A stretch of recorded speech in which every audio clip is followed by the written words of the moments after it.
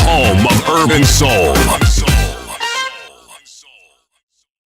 Radio generation, the sound is fine. Pump it up, turn it high all the time. Let the music move you, let's sway. Radio G's got your jam all day. Radio Generation, the home of urban soul. In the beginning, there was morning radio. But now there is Radio Generations, the people's breakfast. Curious and bold, getting facts from the shadows. That's what it is. Now, as the city wakes and secrets stir, a bright new voice shines. The people's breakfast. Your morning, your voice, your journey. Good morning. Good morning, my neighbor. Welcome to the home of hard truths and bold insights. Radio Generation. A very good morning to you. Welcome to Radio Generation. My name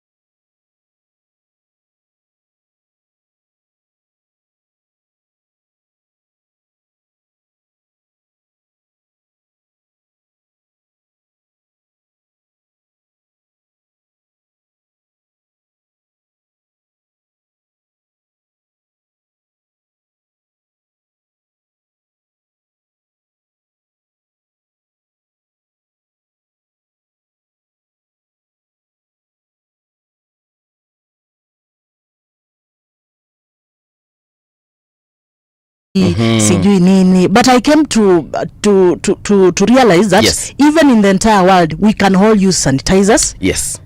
Kama si sanitizer unaweza kutumia maji na sabuni. Actually, now that you've mentioned it's just a practice. True, every true. now and then. You know, back in the day when we would go to visit someone in hospital, yeah, you'd see the hospital having what they would put on the walls as a sanitizer. And for me, for a very long time, I was like, hey, this is a very fancy thing of, just cleaning your hands. You don't have to go to the toilet and wash with soap and water, until the pandemic hit, and then it became a universal product. You'll also be surprised. Yeah. That most of these times we also have people go to hospitals umeenda umeona mgonjwa, and then you want to leave that place hata without sanitizing. Kai.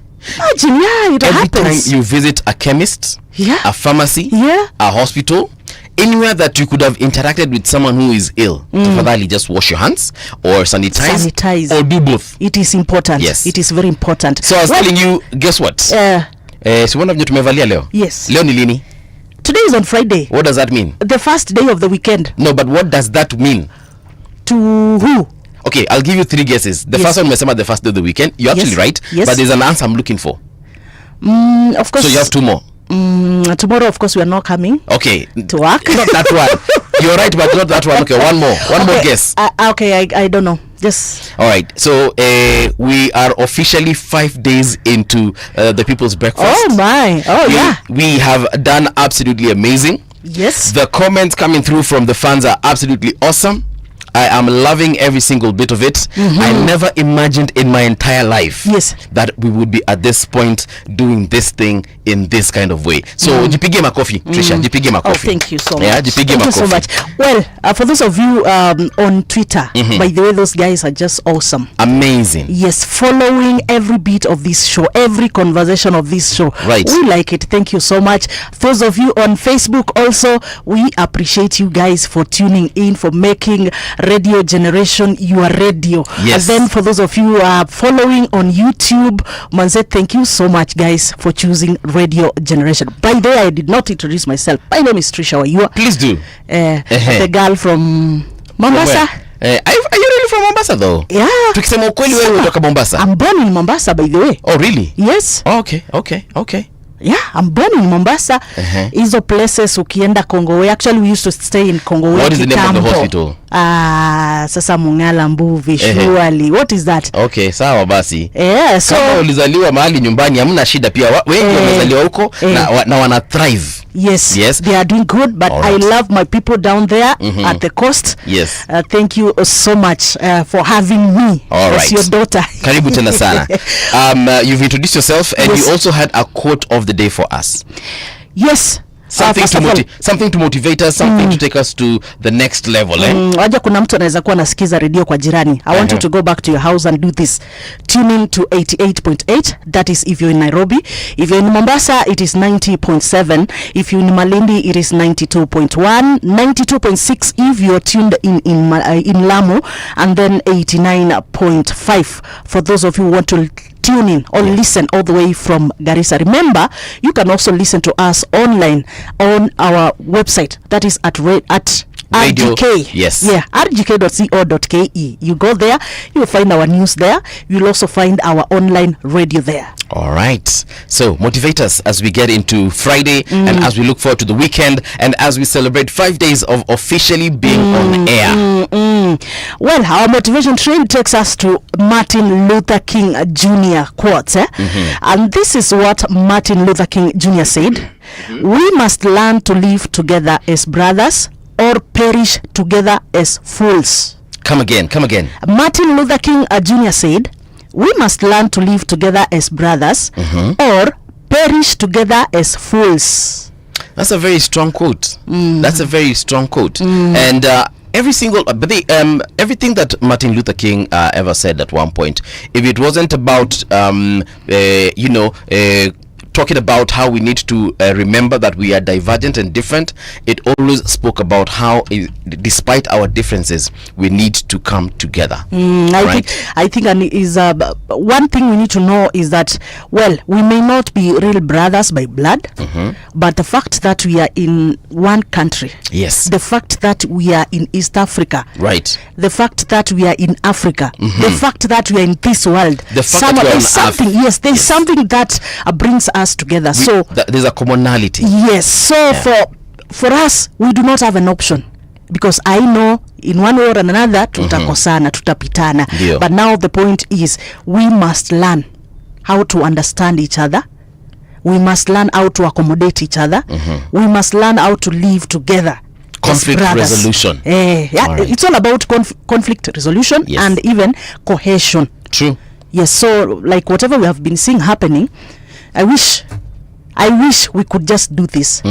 Come together. Yes. And talk, dialogue. Yes, and understand. Baba has been saying for a very long time, we have to dialogue. Yes. Yeah, so let's dialogue, let's talk. If you're having issues with whoever, like yesterday I saw, and this is just on a side note, a quick side note, Mulamwa, the comedian, and his ex-girlfriend, Ruth K, wamelumbana kwa social media. They have shared information that we obviously, we honestly as an audience didn't need to know. But now that it's out there, wacha wapatane, waongee, waelewane, wasameheane, kama watapendana wapendane. Kama ni watu wameshawahi kuwa pamoja, ndio wataelewana tu. So it is there. Let them know how to sort these things, and we as Kenyans, please let's just know how to mind our business together. Let's mind our business. Let's also know how to live together in peace. By the way, tumeambiwa if we don't, we shall perish as fools. All of us. All right, so it's 9 minutes past 6 o'clock, almost 10 minutes. Yes. Let's log on to rgk.co.ke. Yes, but before even we go there, I think we also need to look at, today is a special day. Yes. Mungala. Is it? Yes. Today is also a special day. It's something that we are commemorating. All right. Yeah, and it's all about the refugees. Today is Refugees Day. Refugees Labor Day. No, I did not say labor. Refugees Day. Sawa. All right. So and of course there are so many things we appreciate when we hear of refugees. First of all, as a country, Kenya, we are so proud that we've been able to offer a safe place for some of these people. Yeah. Actually, the refugees, we have been able to offer them a safe place. Right. And it's so amazing. It feels so good. Mm-hmm. And I was looking at today some of the key things that they look at. Mm-hmm. That is as refugees. All right. Because there has been the issue of maybe where they're coming from. Mm-hmm. There's no peace, right? Right. Mtu pali anatoka hakuna peace, so they are looking for some place where they can have that peace, they can settle down. Right. And we have several refugee camps in our country. Mm-hmm. I was looking for some population that I had for the refugees in our country. Right. But we have two main refugee camps in our country. That is the Dadaab, alafu we have the Kakuma. Right. I know you know all those. I know them. Yes. So, but before I continue to give out the statistics on maybe the number of refugees that we have in our country, this is what it says about the day. Right. Okay, since today in World Refugee Day, it's fitting to highlight the significance of Dadaab and Kakuma, two of the largest refugee camps in the world, located in Kenya. Wow, in the world. Yes. Do you know we said in the world? And this is what the United Nations says, that they honor the refugees' strength, courage, while raising awareness of their challenges. Yes. That is something, of course, Kenya, we definitely, we can relate to. And this particular year's refugee theme is solidarity with refugees. This is according to the WHO, and it calls for urgent action to strengthen inclusive, resilient health systems that leave no one behind. As protracted displacement rises, many fleeing conflict and disaster areas are spending over a decade awaiting legal recognition. So this the theme for this year is solidarity with refugees. All right, so let's not forget them. And yes, you know, refugees keep on coming from different places every single year. Yeah. We know of the war areas currently in the world, in Ukraine, in Israel, in Sudan, and many other places that we might not be remembering right now. So in solidarity with refugees, if you're a spiritual person, you like praying, kindly just say a word of prayer for them. And if you can help in any other way whatsoever, please play your part. Well, this is the statistics. I just before we leave on, we go to another thing. We have 849,625 refugees in our country as we speak today. Yeah. Say that again. It is 849,625 refugees in our country. Those are the ones that are registered. Yes. And these are the places where these refugees are. In Dadaab, we have 431,216 refugees. In Kakuma, we have 305, 421,000 refugees. And in urban areas now, like in Nairobi, other places, we have 102, 988,000. Wow. Yes. Okay. So out of the 849,625 refugees in our country, 87% are living in camps, while 13% are living in urban areas. All right. So, but they're well taken care of. Yes. Because we know the refugee agency of the UN is very active here in Kenya. That is the UNHCR. Yeah. All right. Sawa basi. In solidarity with refugees, wherever you are, just know that Kenya will love you, and of course, we hope that everything is going to be good in your respective countries. 14 minutes past 6 o'clock. What is trending on rgk.co.ke? Let's go together. Open your browser and just tell us, or rather, let's work together so as we tell you what is currently going on, and you can actually get to listen to us on the same website. Isn't that awesome? It is awesome indeed. So there's this first story here that is currently trending. CAF picks Kasarani for CHAN final. Tournament returns to East Africa. Yes, indeed. We are going to be hosting this particular amazing Super Confederation of African Football Tournament. So Kenya's Kasarani Stadium will host the final of the 2024 African Nations Championship. That is CHAN. And the CAF, of course, has confirmed. The final will be played on Saturday, August 30th, 2025, marking a major milestone in Kenya's football journey and a return of the tournament to East Africa for the first time since Rwanda hosted it in 2016. Yesterday we were talking about talent. I don't know if you can remember.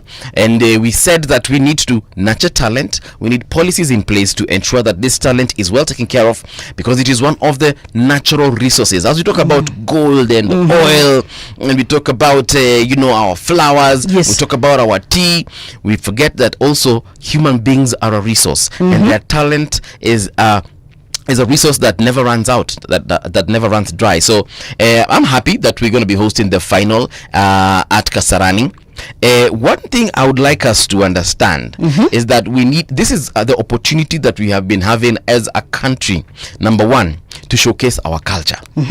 Number two, to showcase our people. Yes. And then number three, to showcase how much we love, because we love football. Let's not lie. Yeah, we do. Every single time I walk in the streets of Nairobi, I will see someone with a Liverpool jersey. I'll see someone with a Manchester City jersey. Yes. Manchester United, Arsenal, Chelsea, zote. So this is our opportunity, guys, to also showcase our prowess as far as football knowledge is concerned, and for specifically African football. Yes, so the countries that are going to be playing, itabidi bana tumerepresent na tuwapigie vigelegele, tuwashabikie. Saying that okay, we are now fully prepared. We are prepared. We are prepared. By the time we are hosting this, and China, the CAF rather, has given us the go ahead. All systems go. And August is like what, 2 months away? August is like 2 months ago. Yeah. And I mean, 2 months to go. 2 months to go. And I hope. Yes. Kwamba nchi yetu itakuwa iko tayari, manake I remember the last time that this issue came up, we were like, there are some things that we've not been able to sort out. There are some requirements that we had not met as a country. True. As a country that will be hosting this. So I'm hoping kwamba all those requirements have been met. Yeah. Na itafika hiyo siku tuwaibishe inji jamani. They have chosen Kasarani because number one, of its capacity, number two, its location, the fact that the access roads are quite easy to get to. Yes. So I hope akiwasi, I just hope. Kuna kaujinga tunakuanga nako kama Kenya. Tafadhali hiyo siku tujirestrain to, for example, vandalism. Yes. Hooliganism. Kwanza hapo kwa hooliganism. Guys, please, I am praying. I am asking you, requesting you, on that particular day, let us observe decorum. You know? Okay. Let's get to the stadium, and not just on that day, on every single day that the matches are being played. Let's just observe a peaceful way of just doing things. On that day, we can even put off our political differences. Na tuseme sasa tufagie nyumba. Yes. Unajua mgeni akija, mwenyeji ufanya nini? Hupona. Yes. So tufagie nyumba. On that day, I know sometimes we have cockroaches in our homes, in our house. That day, let's take care of the cockroaches. Some pesticide will do. On that day kuna buibui ujakuwa fagia kwa nyumba yako. Hiyo siku fagia. Are you saying buibui? Buibui si need spider and the webs. Yeah. So please. Okay. Please. Vyombo chafu tuoshe. Yes. So that when our neighbors from actually not even the neighbors, when the entire continent descends into Kenya to witness the final and the other matches that are going to be played here, akitukwe tu yani wasafi. And let me tell you, sports in Africa is also drawing attention of other Western countries. True. It's not that ati tutakuwa tunaangaliwa na Afrika peke yao. The entire world. Yes, the entire world will be watching. Watakuwa wanaangalia, because this is where now they'll be looking at maybe the talents. Yeah. Do we have new talents in Africa? Maybe when wanaweza chukuliwa kwa these other teams in the Western countries, and so forth. Kwa hivyo hiyo siku wageni wakifika jamani, tuwapokee vizuri. Right. Na tufiche aibu zingine. So according to this story, it says that the opening match will take place at Benjamin Mkapa Stadium in Dar es Salaam, while Uganda's Mandela Stadium in Kampala will host the third place playoff. Zanzibar's Aman Stadium has also been included among the official venues, boosting its growing profile in African football after hosting the CAF Confederation Cup final in May. Okay. Yeah. This is something that we need to emulate. Yeah. Hi. Well, what other story do you see? Yes, on our website tumesema tuende pole pale kwa katika website Yeah, rgk.co.ke. And there's a story about Tanzania being part of those countries that have been placed under a potential travel ban to the US. And currently, Tanzania has initiated diplomatic talks with US over that potential travel ban. And this was from a memo that was issued by the US State Department listing 36 countries, including Tanzania, for failing to meet new immigration standards. And maybe just I give you some of the countries that are listed there. Among the African countries listed are Angola, Benin, Burkina Faso, Cabo Verde, Cameroon, Democratic Republic of Congo, Djibouti, Egypt, Ethiopia, Gabon, Gambia, Ghana, Ivory Coast, Liberia, Malawi, Mauritania, Niger, Nigeria, Senegal, South Sudan, Uganda, Zambia, Zimbabwe na pamoja na Tanzania.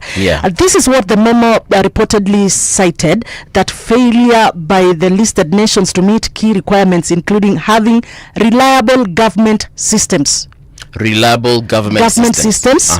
Proper civil documentation, and effective cooperation with the US on immigration matters. Okay. Yeah, and some of the countries were flagged for high levels of fraud, you get, and lack of functioning central authority, or a large number of citizens who overstayed US visas.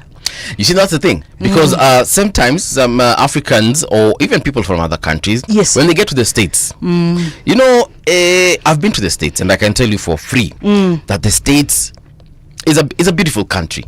Yeah, and I'll be very honest about it. And for those who've been there, you know that. Of course, there's some places that are not beautiful, that we can say that are ugly, but generally, you know, it's a nice place. People of divergent cultures are there. You know, you will find people from every single continent there, and they're well represented. Yes. You know, so you get there, and of course, you experience something different from what you're used to in your own country. For example, if you're coming from a country like Kenya, and you go there, you will find good roads. You'll find systems that are working. No bribery. When you're stopped by the police, my friend, the law is followed to the letter. You know, so when you get to such a country and things are working, you don't want to come back. You know, like I told you, I have friends and relatives in like places like Germany, and they're like, "Hey, Paul, atukuji Kenya." Why? Because of things that, like, for example, just going to a kawaida hospital, it takes time before you are before you're served. Uko unafika chap. Then you can get in and out of hospital 15 minutes max. Unafika, daktari anakuona na kutibu, unapatiwa dawa zako na unaondoka. So sometimes sometimes when they get there, they feel like hapana, siwezi rudi Kenya, and they overstay. They start living as illegal immigrants, and before you know it, you anajipata miaka 5 na visa ile expire 2021. You have not talked of maybe the job availability of job opportunities. I think that is also one of the key thing that would make somebody want to disappear in US. They don't want to come back to their home. Yeah, and not just the US, many other places. Yes, in those other countries, and especially sana in the US. The US people disappear. When they say a 24-hour economy, the US is a very good example of a 24-hour economy. And you can do any job and you will be paid well. For example, unaweza fanya kazi ya kufagia. Huku Kenya, sijui watu ambao ufagi ulipwa pesa ngapi. I think I need to talk to those kanjo people we see on the streets wakifagia, niulize, madam, ama mwenzangu, bro, unalipwanga how much? In the US utafagia na utalipwa vizuri sana. Utaosha vitu kama choo, utakuwa sawa sana. Utafanya kazi kwa hoteli, hata kama unaosha vyombo utakuwa sawa sana. Hata kama unafua nguo huko kwa hoteli utakuwa sawa sana. You can be in the hotel industry, or rather in the restaurant industry, where you're flipping burgers, like we like saying, and you will get very good payment. Here in Kenya, do I need to say? So let's say, do I need to elaborate? One of the key things that make people disappear in the US, sana, it's job financial opportunities. Freedom. Yes, that financial freedom. And others peer, they don't like what is happening in these African countries. Yes. Wakienda kule, they see how people, how leadership there, how the administration in those governments are, and they're like, oh my, where am I from? So I think maybe in future, Kenya pia tutakuwa paradise. Tutakuwa na, and actually by the let me tell you, pia watu hupenda kuja kukatalia huku kwetu. Lakini kama nani? Watu wanakatalia huku kwetu. Kama nani? Ngala tuseme ukweli. Kama nani? Hebu tembea huku nje. Even right now ukitoka utapata mtu anauza mahindi somewhere. Muulize ni wa wapi. Okay, I know there are a lot of watu wanauza chai kahawa. I know there are a lot of ni wa wapi. Burundians and Rwandese here. Muulize ni wa wapi. Hata vinyozi. And they're very good at what they do. For example, the guy who sells us smoky outside the office, he's from Burundi, and he's a very good person. He's a very good chap. He sells very nice samosas, very nice chapatis. Kuna mwingine unichomea mahindi. Na pia najua si wa Kenya, and we have a lot of these people. Kuna mwingine aliniuzia miwa. Kuna mwingine anauza ngasem fulani miwa. Yes. Na ukiona vile anachonga ile miwa. Ashila Nigeria, all from Nigeria. Yes.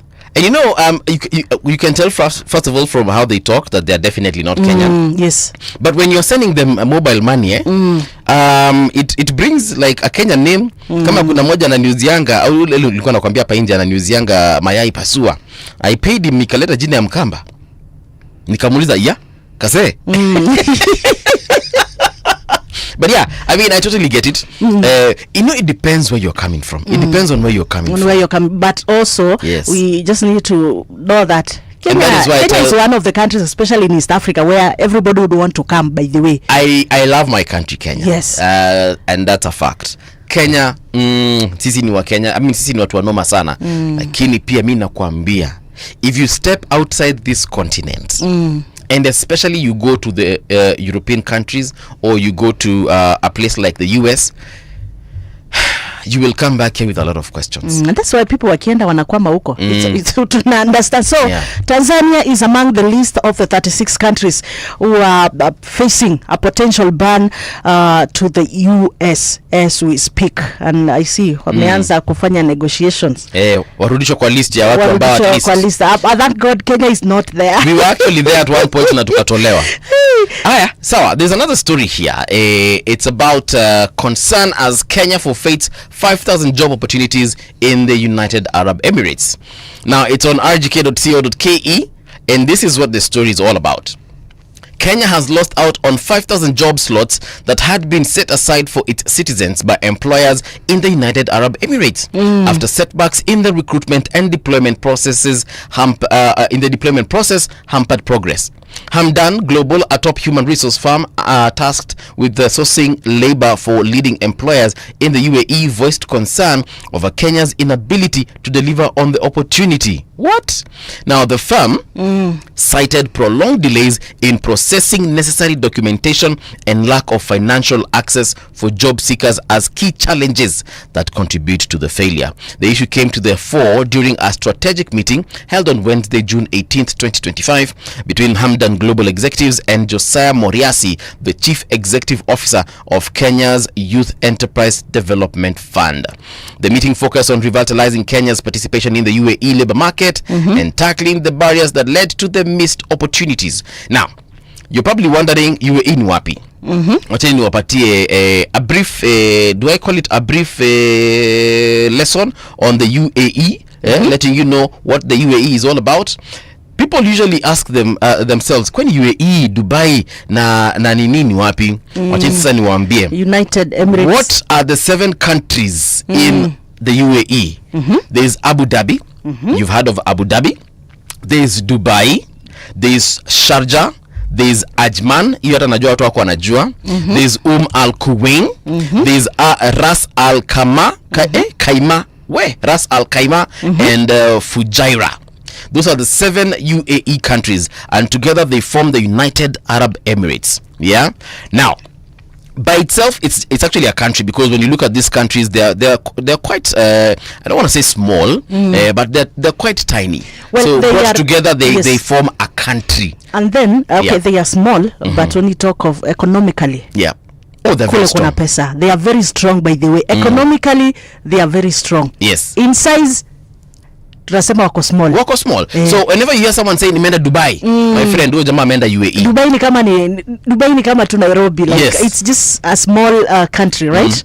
But it forms part of the United Arab Emirates. Actually, someone told me Dubai is probably the size. It might be smaller than Nairobi. Yes. Okay. You can walk around the entire area of Dubai. Yes. By foot. Is it the reason why now that's why it's so effective in its systems? Kila kitu kule iko too so effective. You see, the UAE relies solely on a couple of resources that they have, and the biggest one they have is tourism and oil. Yes. And that is actually, I think oil is number one, then tourism. Yes. Because people, you rarely hear someone saying I'm going to Al Quwain. Umeisikia mtu akisema anaenda Al Quwain? Umeisikia mtu akwambia anaenda Ras Al Khaimah? But I'm sure the people who go there, even from this country of ours of Kenya, I've heard of people going to Sharjah. I actually have a relative currently working in Sharjah. I know very many people who go to Dubai to work, but we know Dubai mostly because of tourism. We know of a lot of business people who go to Abu Dhabi, and when you watch stations such as CNN and Al Jazeera and BBC, you'll always hear of things happening in Abu Dhabi. Yes. We also have the Grand Prix F1 happening in Abu Dhabi, and so on and so forth. So these places actually are very, very, very advanced when it comes to technology, number one, and of course let's not forget wakombele pia kifedha. Their GDPs are quite high. So when we miss out on opportunities such as the one that has been mentioned on rgk.co.ke, this one makes me feel very bad, because we know that they pay very well. And unlike other places we've had in the Middle East, people go there and they're mistreated, and your passport is taken and confiscated. Mara people are tortured. You're tortured, put into slavery. UAE countries are very, very, very, very respectful when it comes to labor. Huko nenda unafanya kazi na unaheshimiwa. And you're saying we have missed opportunities in such countries. What was the reason? Apparently, according to, let me go back to that story again. The firm cited, now this is Hamdan Global, the firm cited prolonged delays in processing necessary documentation. So that means things like IDs. Yes. You're probably supposed to provide your birth certificate. You're not doing that.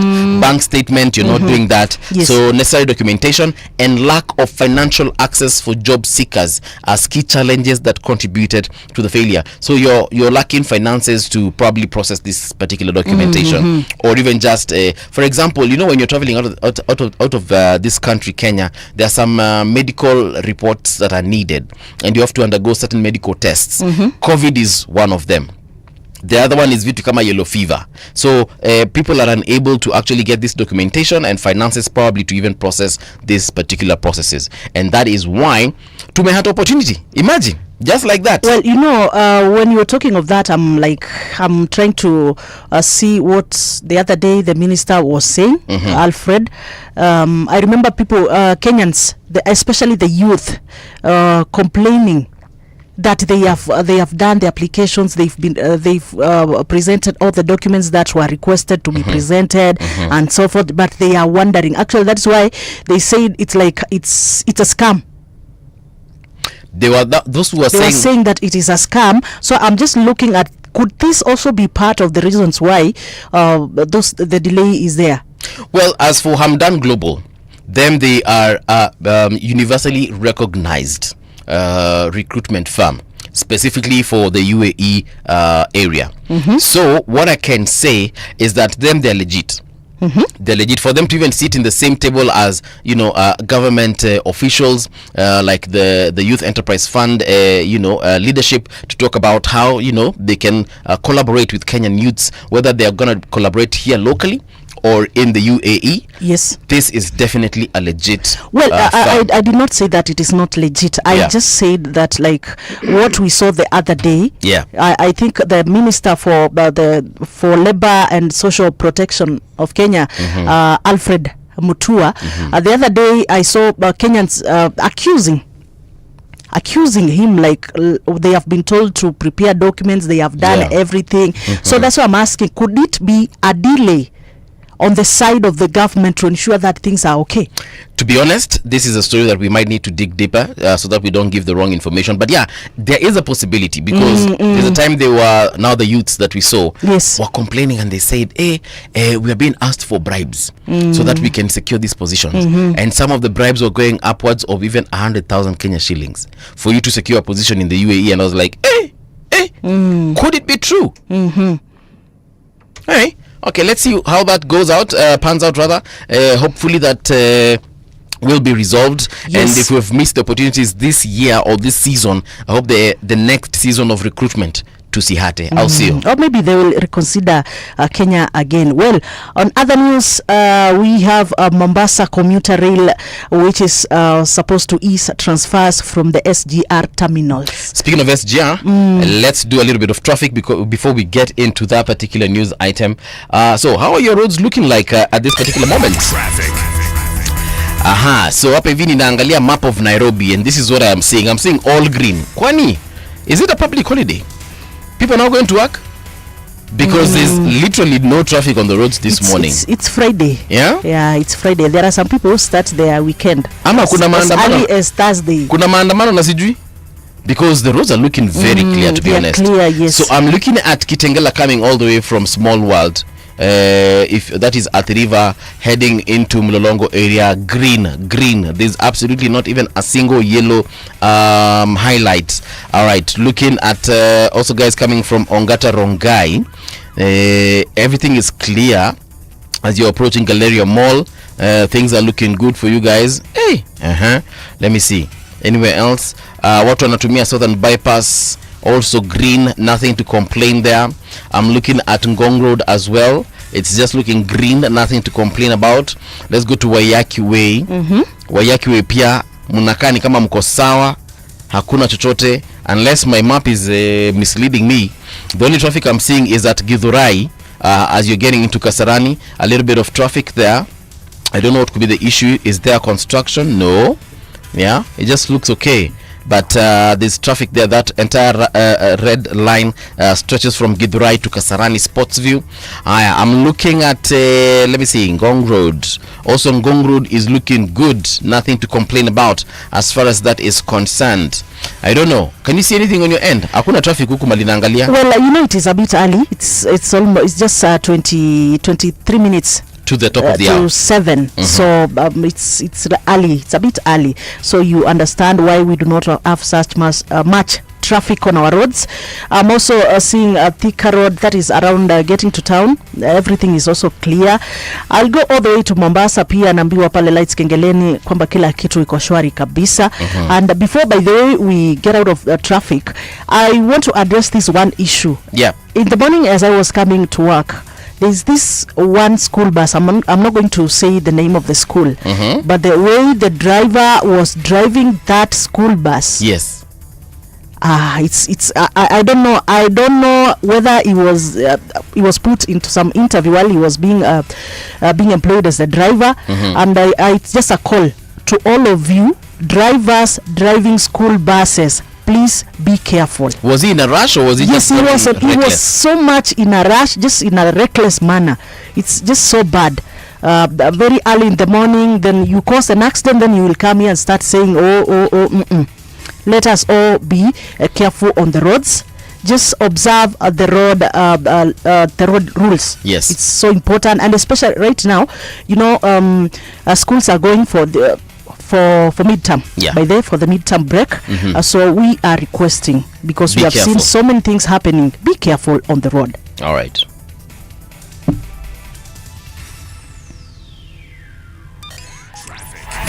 On Radio Generation. And we are back. SGR.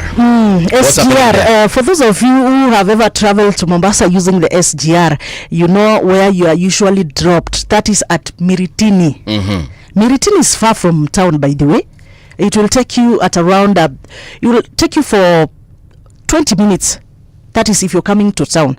And there are people who they commute all the way from Miritini to Bamburi to Shanzu to Mtwapa. So good news is that there is that commuter train that will be offering services that is from Miritini to town. Wait. There's a train that will be taking people from Miritini. Yes. To town. The CBD. Yes. And that is you remember there was the former railway station. Yes. In Mombasa. Had you ever used the previous train? No. Nilikuwa nishawahi kupanda. So there is that place where we used to alight. Board, yeah. Yes. So right now the commuter train, you may connect all the way from Miritini to town. When you talk about the old train, are you talking about the train that used to come from Nairobi to Mombasa? Yes. The one that used to take 2 days? Yes, I once boarded.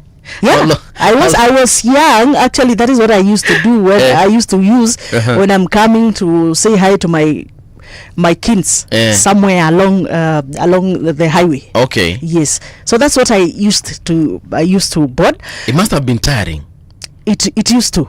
And especially because unajua sisi tulikuwa wadogo, so ukiingia kwa ile train ilikuwa ni mpaka unasimama. Okay. Alafu viti mnaketi. Especially the young watoto tulikuwa tunasimama, by the way unajishikilia somewhere, sometimes unatafuta mahali unaenda unajificha unaketi hapo. Yes.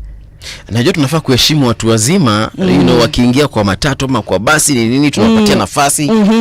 Lakini for hours I can do that for you if I'm coming from say Ngong to town. Ndasimama, hiyo ina shida sana. Lakini pia that's a very long distance. Yeah, but from Mombasa to Nairobi and vice versa. But you know, when you are young, some of these things you don't feel, by the way. Hapana. Imagine tulikuwa tuna travel. That is like a culture we need to unlearn. The all night. No, the all night, and then you get home and you are not even, you start playing. Yeah, you start playing. And I remember ilikuwa inabeba watu wengi, by the way. Hata si ati kulingana na viti, watu wengi. So well, the key point here is watu ambao wanakwenda Mombasa saa hizi. Like after this commuter train has been launched, things will be easier by the. Do you know, all the way from that old station, all the way to the station to CBD Miritini, tulikuwa tunalipa like it's 300 shillings. Right now.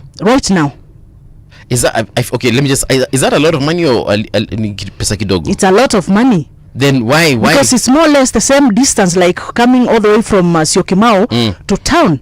And remember, the commuter train from Syokimau to town, it's usually 50 shillings. Exactly. So why you being overcharged? Why 300 bob? If you're using the modern one, I think sometimes they pay 100 shillings. Kuna zingine naona zinastarehe sana zile unaenda, but at least at most you're paying 100 shillings. Okay. Now from Miritini to town, Mombasa, you pay 300 shillings.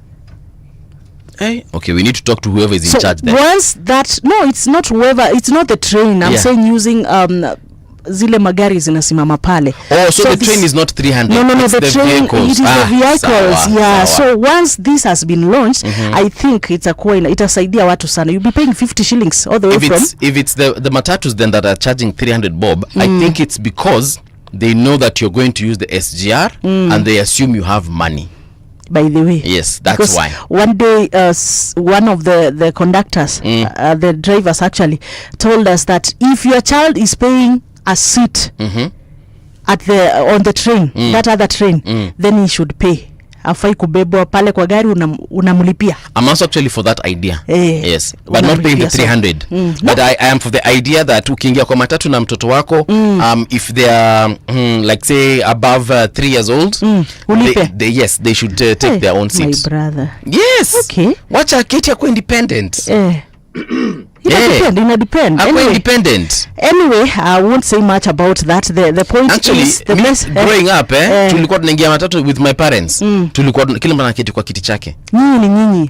I want you to understand, kuna watu huku finances are a challenge. Of course, if you can be able to hold your child, just hold your child. Yeah, and look, I'm saying if your finances are not allowing you to have your child sit on their seat, it is fine. You can put them on your lap. At the end of the day, cha muhimu ni mfike mali mnaenda. The enemy here is poverty.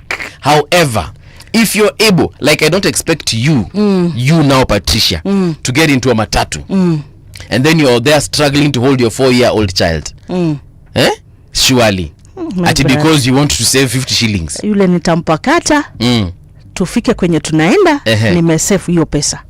Utamwekelea kwa nampakata. Inaitwa kupakata Yes. Kona shida wewe. Aya, there's this issue of e-citizen. President William Ruto has warned school administrators who continue to reject the government's directive requiring school fees to be paid through the e-citizen platform, saying they will be pursued for undermining efforts to promote accountability and transparency in public institutions. Speaking during the third National Executive Retreat on Thursday, President Ruto accused some school heads of resisting the move because they have something to hide. The president took issue with schools blocking parents from using the digital system and instead demanded handwritten receipts. Hey. All right, so President Ruto praised schools that have embraced the platform and urged parents to demand digital payment options. All right, so he made it clear that institutions defying the directive would not be spared. Is your child going to a government school?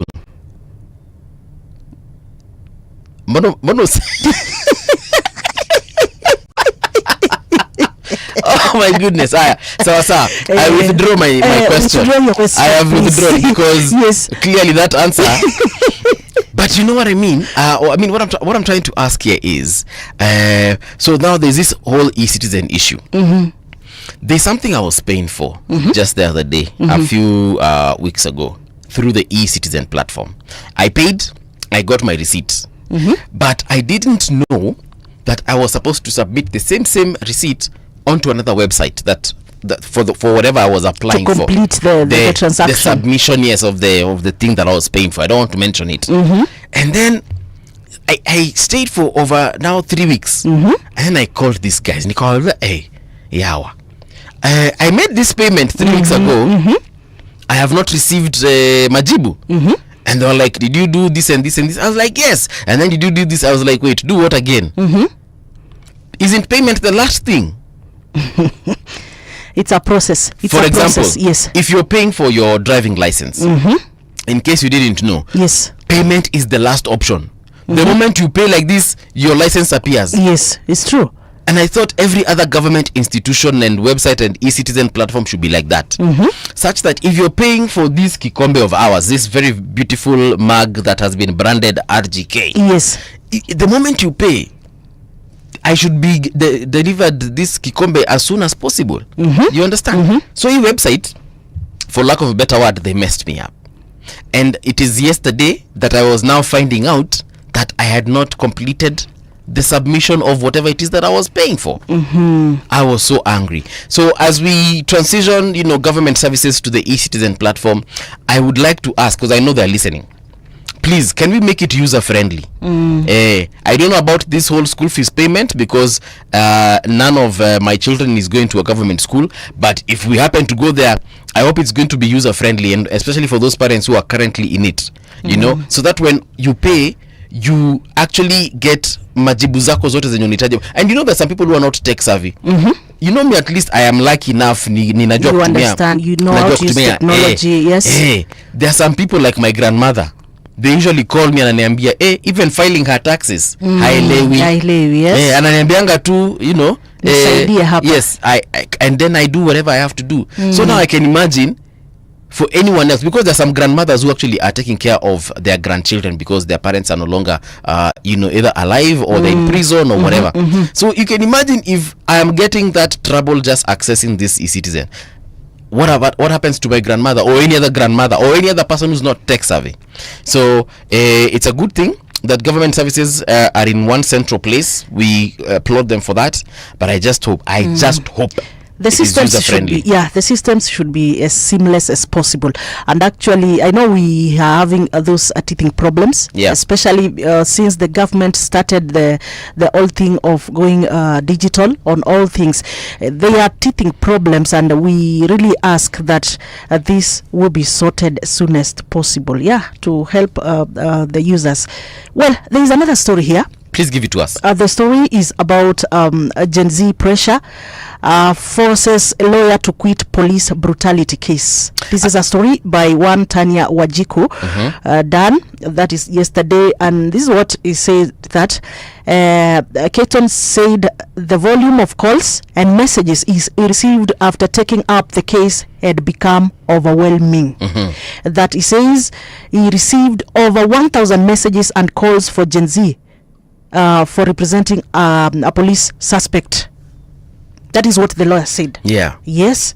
So akasema kwamba as such I hereby refuse myself from the conduct of the matter. Thank you.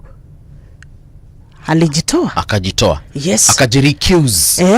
Yeah. Sometimes, you can recuse yourself from something if you're seeing conflict of interest. We did see that a few days ago with Johansen Odor, Dr. Johansen Odor, the government pathologist. Yes. Yeah, and that actually maintains the integrity of the process. So that mtu asiseme lakini si Tricia alikuwa pale. Tricia si ni co-host wa Mbuvi. Na aliona kila kitu. Mbona alikuwa hapo? And she knows the truth. Kuna kitu Tricia anajua hataki kusema. So saa zingine inakuanga vizuri tufanye nini? Ujitoe useme, you know what, let me just step aside, you guys do your thing, once you complete the process, let me know. And one funny thing with lawyers, somebody going to represent you. Yes. One thing that you need to understand, you will always tell your lawyer the truth. Mwambia kweli mimi nimepiga risasi. But they never lie to your lawyer. Mimi kweli kabisa, mimi ndo nimeua.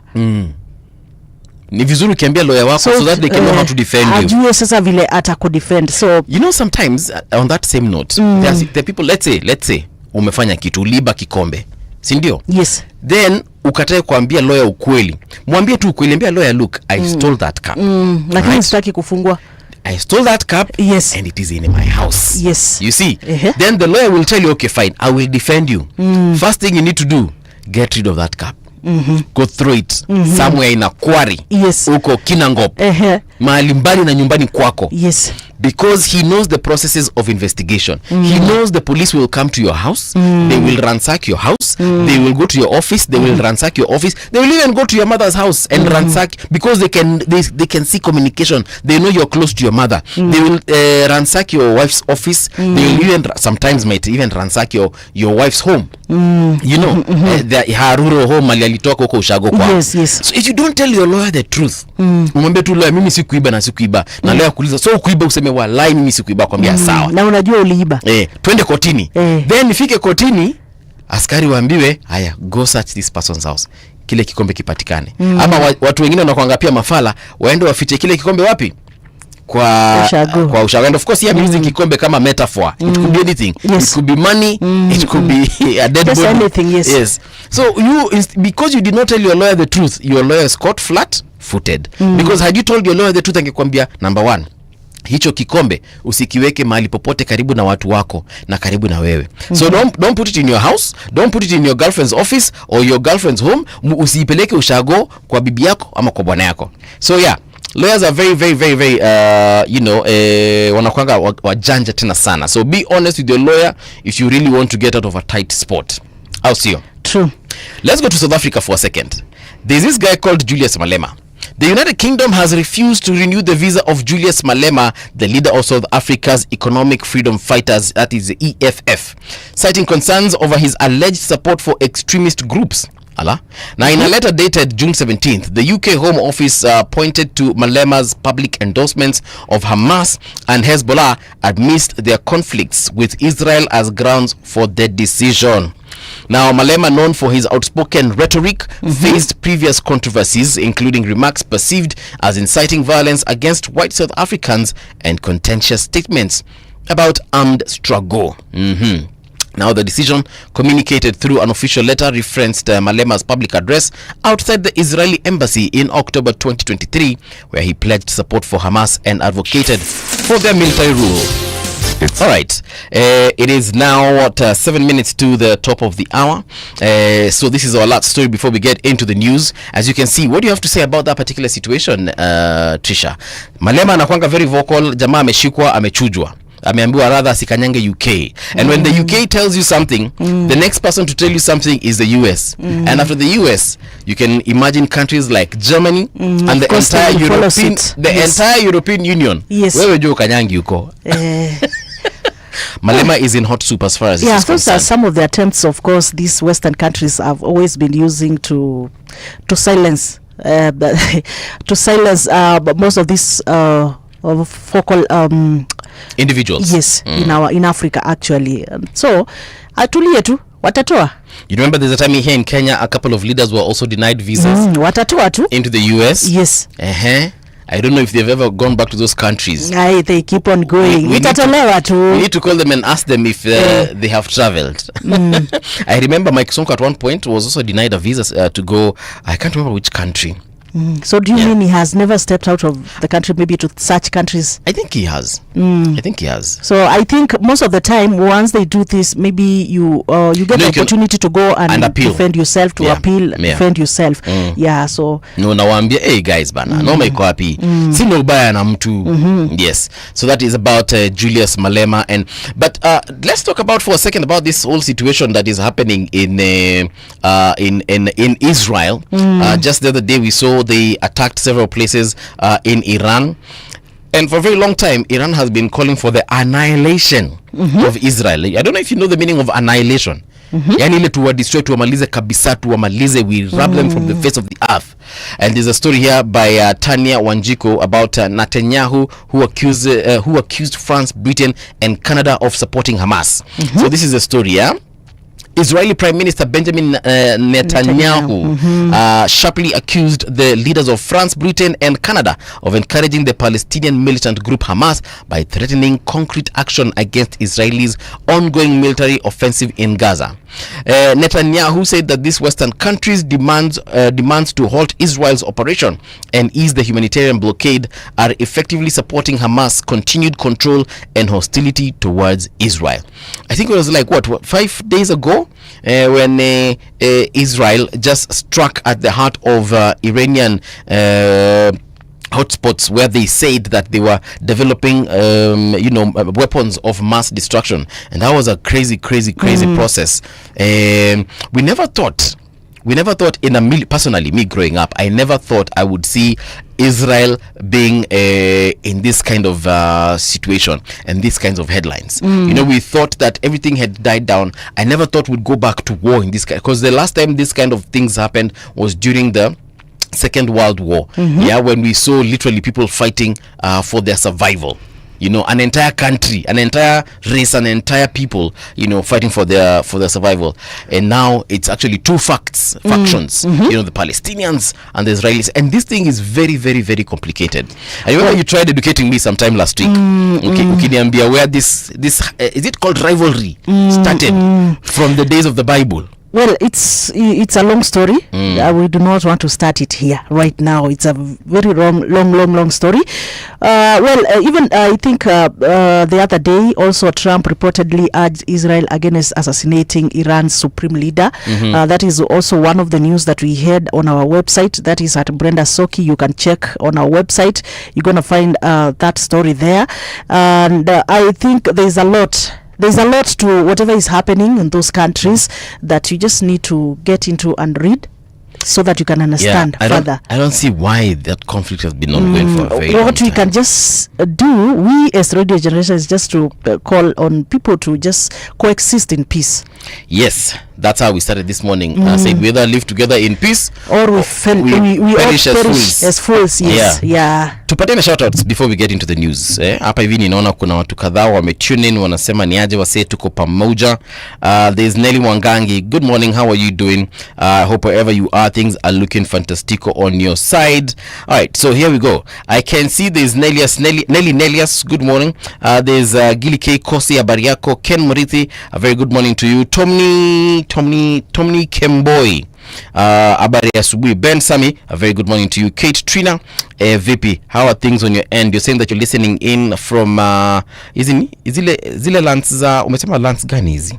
Anyway, there's Ken Bantu, John Nzioka, The Promise Prince. We have Johnny Kings, Rosalind Abigail Laura, Leila Asha. We have Caroline Kanana Mwobia, Frida Rono, Berry Mboya, Engineer SK Sam, Samuel Sami, Jeps Riverside Linz, and last but not least, we have Agnes Chipchumba.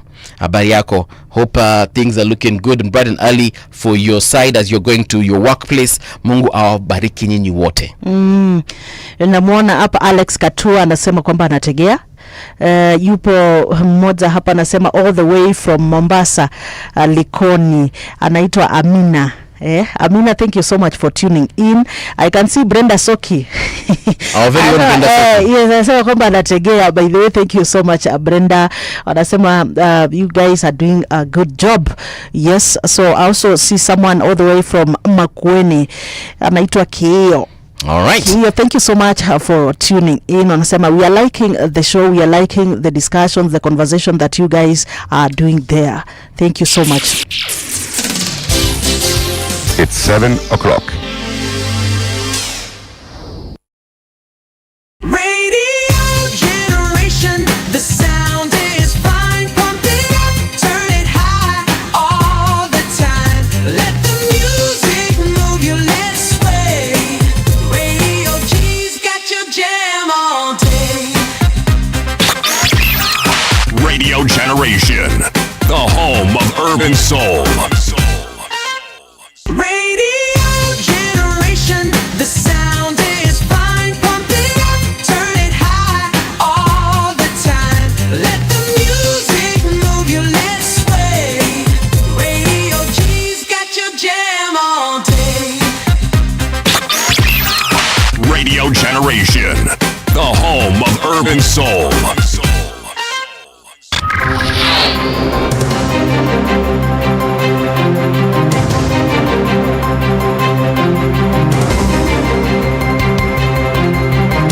This is the Radio Generation News. Good morning, I'm Winnie Maganga. Mandera County has suspended all quarry operations indefinitely after 2 non-local workers were abducted by suspected Al-Shabaab militants in Shibir, Fatuma. The move is aimed at protecting lives as authority continue efforts to trace the missing men. The 2 workers, Martin Musyoki from Nyeri and John Kambua from Sagana, were kidnapped on Wednesday by 4 armed men believed to be militants. The incident occurred around 11 a.m. as they traveled with 6 others in a truck headed to Chachabole Quarry. Mandera County Commissioner Henry Ochako confirmed the closure of all quarry sites following the incident. The government has warned school administrators who continue to reject the government's directives requiring school fees to be paid through the e-Citizen platform. Speaking during the 3rd National Executive Retreat on Thursday, President Ruto accused some school heads of resisting the move because they have something to hide. The president took issues with schools blocking parents from using the digital system and instead demanding handwritten receipts. There are some institutions that still don't want to pay on e-Citizen because they have things to hide. There are some institutions that have taken us to court. We will be engaging with our primary and secondary school heads who have refused to pay school fees on e-Citizen. He made it clear that institutions defying the directive will not be spared. They want to continue writing those receipt books on exercise books, and we are telling them the era of transparency is here. Parents should insist on paying on e-Citizen. 2 men found guilty of facilitating the 2019 Dusit D2 terror attack that killed 21 people and injured several others have each been sentenced to 30 years in prison by Kahawa Law Court. Justice Diana Kavedza said Hussein Mohammed and Mohammed Abdi Ali were key enablers of the attack. She ruled that the sentence will begin with the date they were placed in pre-trial detention. The judge said the assault at the Riverside complex violated the dignity of Kenyans and the sovereignty of the country, and her judgment aimed to give voices to the victims and survivors. The first convict, Hussein Mohammed Abdile, is sentenced to 15 years imprisonment for the offense of conspiracy to commit an offense contrary to Section 23(2) as read with Section 23(4) of Porter. B. The first convict, Hussein Mohammed Abdile, is sentenced to 15 years imprisonment for the offense of facilitating a terrorist act contrary to Section 9A of Porter. The 2 sentences shall run consecutively. Cumulatively, the first convict shall serve 30 years imprisonment from the date of his arrest. Meanwhile, the Nairobi court has authorized the Independent Policing Oversight Authority, IPOA, to detain police officers Masinde Baraza and Duncan Kiprono for 15 days. This comes as investigations continue into the assault and shooting of hooker Boniface Karaoke. Karaoke was shot during protests on June 17th along Moi Avenue and is currently recovering at Kenyatta National Hospital Intensive Care Unit.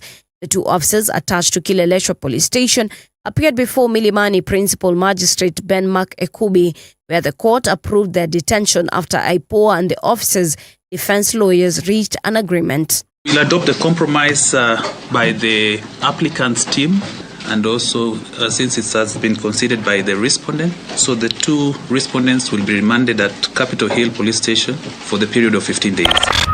President Donald Trump has extended the deadline for TikTok's sale in the US for further 90 days.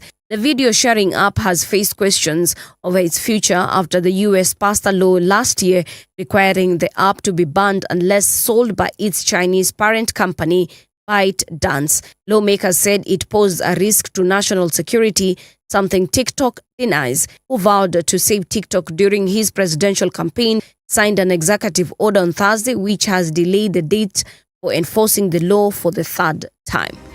And that's the truth on Radio Generation. Good morning. I'm Winnie Maganga.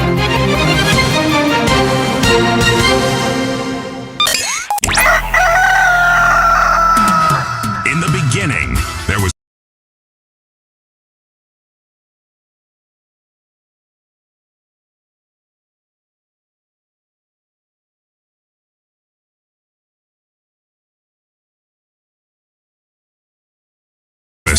your morning, your voice.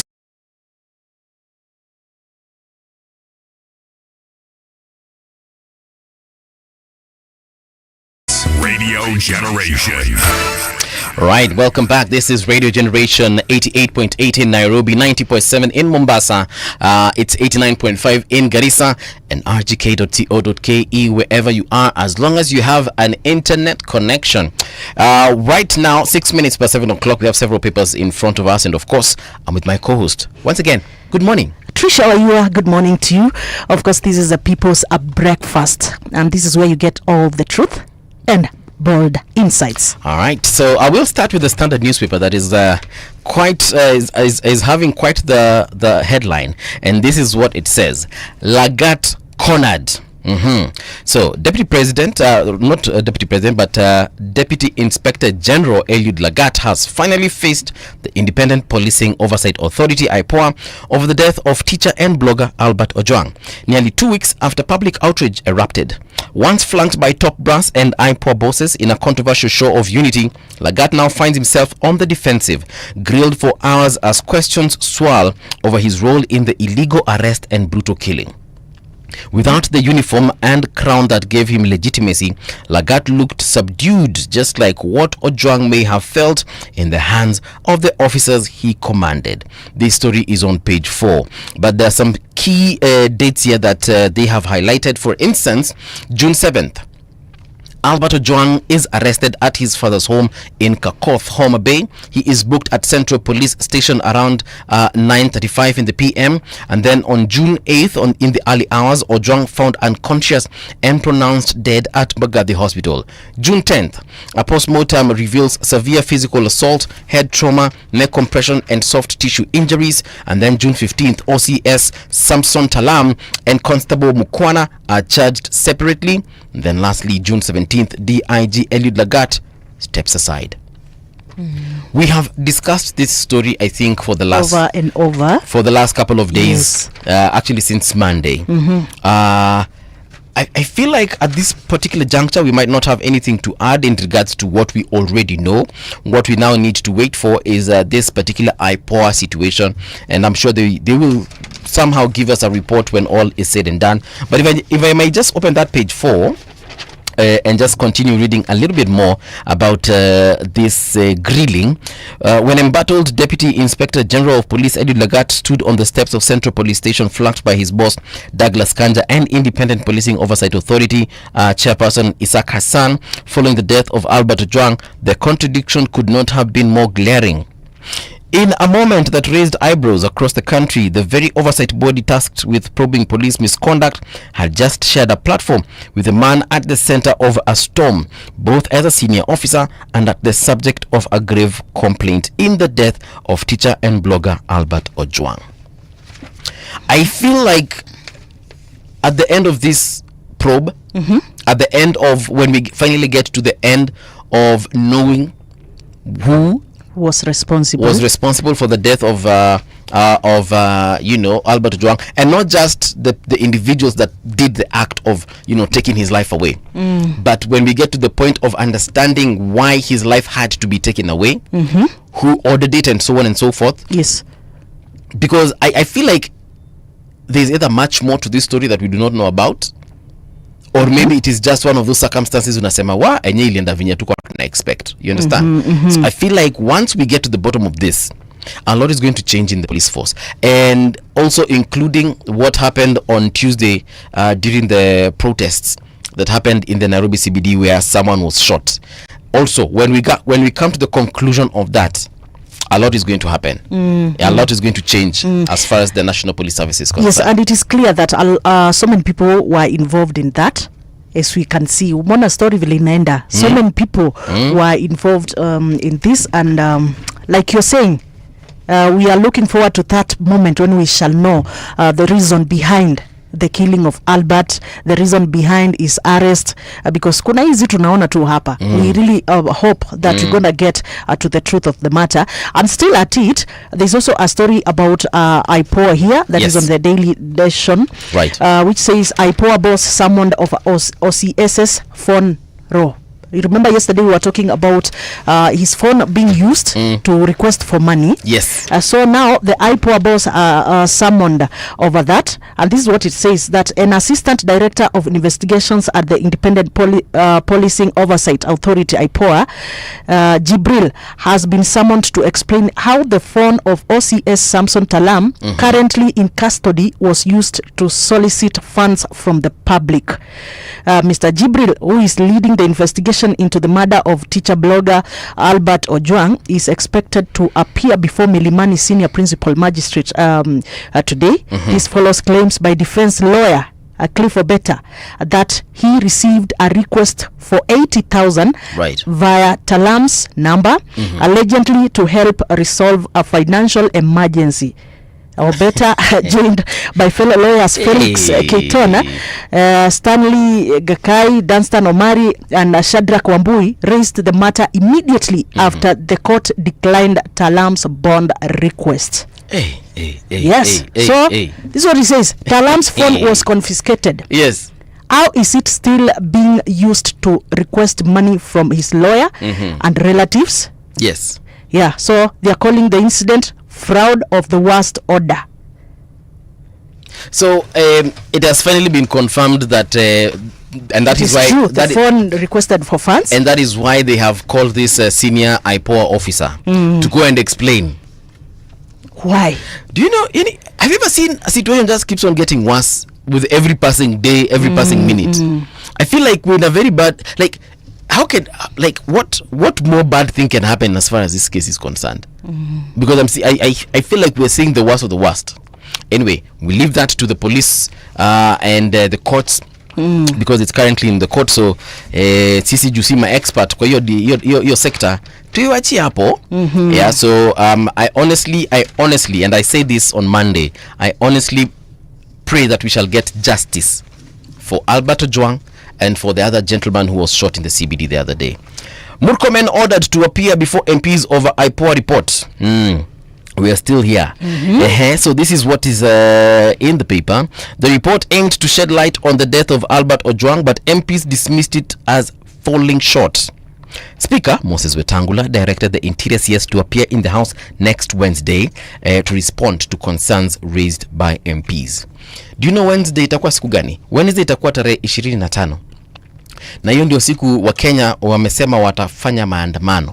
I have a big story here about 25th of June. Yeah, so as we get to that particular story, wamesema watafanya maandamano, wamesema watakuwa wana commemorate what happened last year on June 25th as far as the finance bill protests are concerned. You remember them? Yes. Yeah, so on Wednesday when the CS is appearing in parliament, a section of Kenyans might be in the streets peacefully, hopefully, protesting in commemoration, not really protesting, but they will be just remembering the people that fell on that particular day and the struggle, to just have a better Kenya.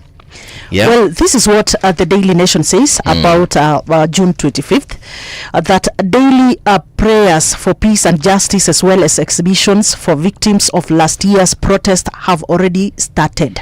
Yeah, here we have the June 25th plans as Gen Zs and activists gear up to mark the first anniversary of the deadly June 2024 protest that forced President William Ruto to withdraw a punitive tax bill and sack his cabinet. Security chiefs are working on a strategy they say will secure the demonstrators as well as other Kenyans and their businesses on Wednesday. Will they keep their word, or will it be yet another chaotic day of toxic tear gas, hired goons, violence and death? That is on page 3, page 4, 5 and 6. And this is what at a glance you would say that are ready for both ways. Police lay out strategies to maintain law and order, whether the demonstrators are peaceful or if they turn violent. So wako tayari. Yep. Then hundreds of police officers to be deployed in Nairobi's central business districts and other key areas. Several roads have been earmarked for closure, with diversions expected to be announced. Then this is a warning to goons, anyone attempting to infiltrate the demonstrations with criminal intent to face arrest. Are you the one warning them? No. It is a newspaper. Because of why you've said it. And this is a warning to goons. Yeah, this is a warning to goons. This is what they have written. Warning to goons. So that's why I was insisting on it. And Nairobi Regional Police boss George Seda said, we will provide enough security for protesters and for all Kenyans. Yeah. Then we have activists. We have Hanifa there. Na tuko na Boniface Mwangi. This is what Hanifa says, that in 5 years we'll have leaders born from this fire, right? And girls like me will finally belong. Okay. Then this is what Boniface Mwangi says, the political class might not know it yet, but their reign ended on that day. So tunaona in preparation for 25th a lot. Pande wa security side, upande wa the Gen Zs. All right. So this is what I have to say in regards to that. Remember, I think it was on Tuesday. Was it Tuesday really? It was on Wednesday. Maybe on Wednesday. When we said that we would like to have a sit down with the police, the county leadership, so that they can tell us how we are supposed to protest. Because Mimi on Wednesday, yes, as CS Murkomen is giving his report to to Parliament, or rather is appearing to Parliament to talk about the report that IPOA gave, I wouldn't want to see, number one, police in anti-riot gear, because they are there to protect us. All right. Number two, I don't want to see citizens rioting, because watu wamesema wanakuja pale kufanya nini? Peaceful protests. Yes. So tusione mtu amebeba kiboko, tusione mtu amebeba bunduki. Polisi wakuwe pale, lakini wakuwe pale kuprotect watu wenye watakuwa wanafanya maandamano. Hiyo tu. Okay, let me just ask you. It's just a question, like you say police should not come with anti-riot gear. Yes, and they should not come with guns and whatever. Yes, because you know what that would allude to. That would assume that tumekuja kufanya vita. No, let me ask you, because we are used to, we know police kama ni polisi wanatembea na bunduki. You know, but that does not mean that hiyo bunduki ni inakuja kukupiga risasi. Okay. Because if you say you want them to protect you, yes, wakikuja kama wewe, how are they protecting you? But you see, their presence is no, listen, let me tell you. Okay. Their presence is already a symbol of security. You understand? Kama for example, uko na watchman kwenu, watchman wenu ako na bunduki. Lakini wezi hawakujangi. But akona rungu. Which is hiyo ni namsaidia. Lakini tukue honest. Because wezi kama 10 wakitokezea atafanya nini na hiyo rungu yake? Na wakuja na bunduki. Atakimbia. Ama wakuja na panga. Of course he will run away. There's a point I'm trying to drive at. Okay. So this is the point. Yes. Polisi wakuje. Anti-riot police can be at a distance, you know, because we have already said where we are going to be. Kweli urongo? Kweli. Wakenya wamesema mahali watakuwa. Yes. Wamesema tutakuwa pale CBD, maybe tutaanzia Uhuru Park, I don't know kama tutaenda mpaka tutafika, tutatumia hizi barabara. Yes. So anti-riot police can be somewhere within the vicinity, but not waiting for us where we want to start there. That is okay. The peaceful maandamano. That is completely okay. Yes. You get? So that whoever actually we are going to be here in studio and giving you an update on what is going to be happening on that day. Yes. But what I'm trying to depict here is, because when Kenyans are going to for maandamano, they usually carry what? Water, flags, maybe placards written something like tuombe Kenya, tunapenda Kenya, justice for Juang, you know, such kinds of things. Such things, yeah. Yes. So on that particular day, wenye watakuwa wamekuja pia kufanya hiyo maandamano, wakuje na waseme vizuri sana mahali watakuwa. We're going to use, and I'm sure Boniface Mwangi and Akina Hanifa, when they're asking for the permit and requesting for the permit to do the picketing, I am sure they will probably say where they're going to be, first of all, where they will start, where they're going to walk through, and where they're going to end their protest. And me, I'd like to request all Kenyans who are going to be joining that particular protest, please let us adhere to those particular parameters, so that anyone else outside that particular space ndio tujue huyu ni mtu mwenye anafanya nini, akona ubaya. So tusiseme for example wataanzia a protest at Uhuru Park, then tuone watu wengine wanaanza protest at Kamukunji or picketing in Kamukunji. I don't even think it's a protest. It's just a maandamano. There should just uniformity. Be a good planning. Kwa sababu like the other day I was reading the requirements that in our constitution regarding a protest. We looked at you inform, you get that authority, I mean that permission to go for the protest. And then kuna tu zile requirement, there were specific hours for protests. And then the other thing is now for the police, tunajua according to our constitution they are supposed to be uniformed. Sawa. They should also not be covered. We want to see them. We want to see their numbers. You get.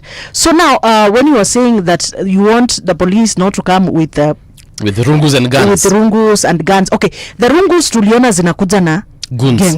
Na maguns. Guns tuliona kabisa wazi. But now for the police kubeba bunduki, to me it should not mean that they are coming to shoot anyone. Well, that is not how it's supposed to be.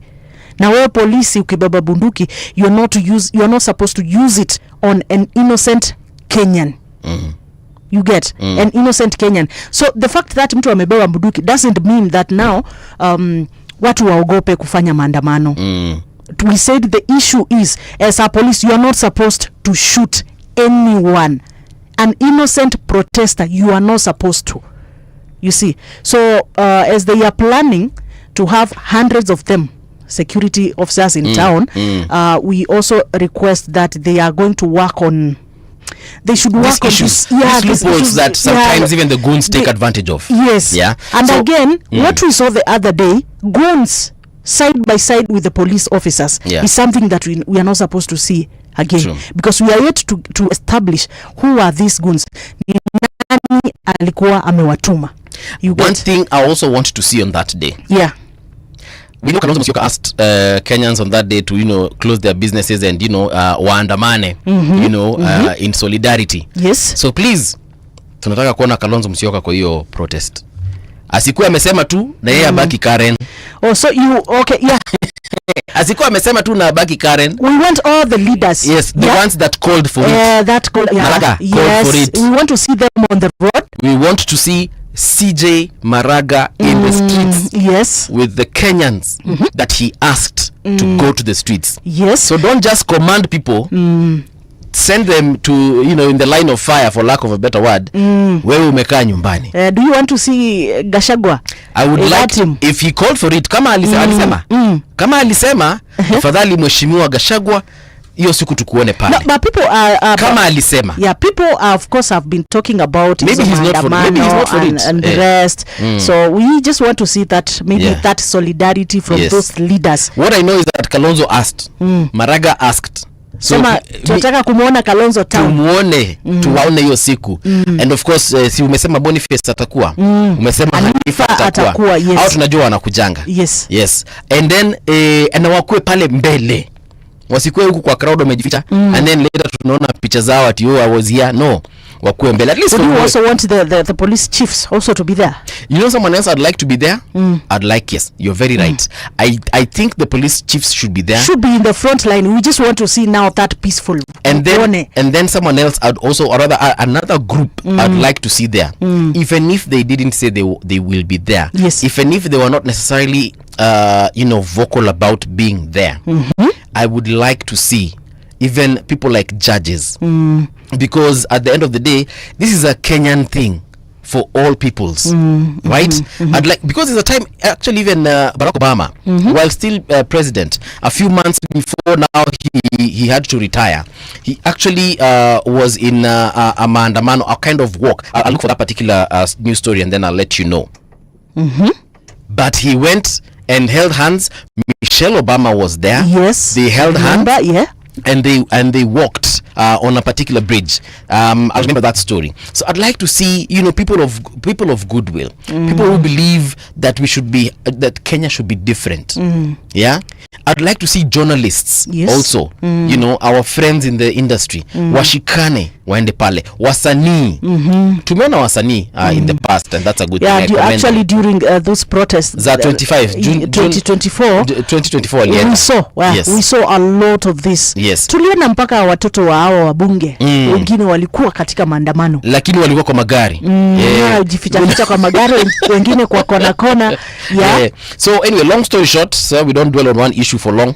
We are just saying that on that particular day, let's not just see Gen Zs, young boys and girls. I'd like to see people in suits, bana. Represent your industry. If you're a mason, represent your industry.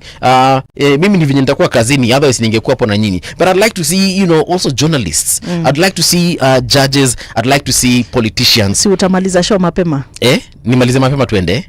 Saa 4. Tutaongea na boss. Saa 4, the day is still young. Tutaongea na boss. Just join the maandamano. Tutaongea na boss tuone. But you get what I mean? Yes. I'm just saying that, and I like what you said, that the police, we'd like to see them, by the way. Can we see Kanja there?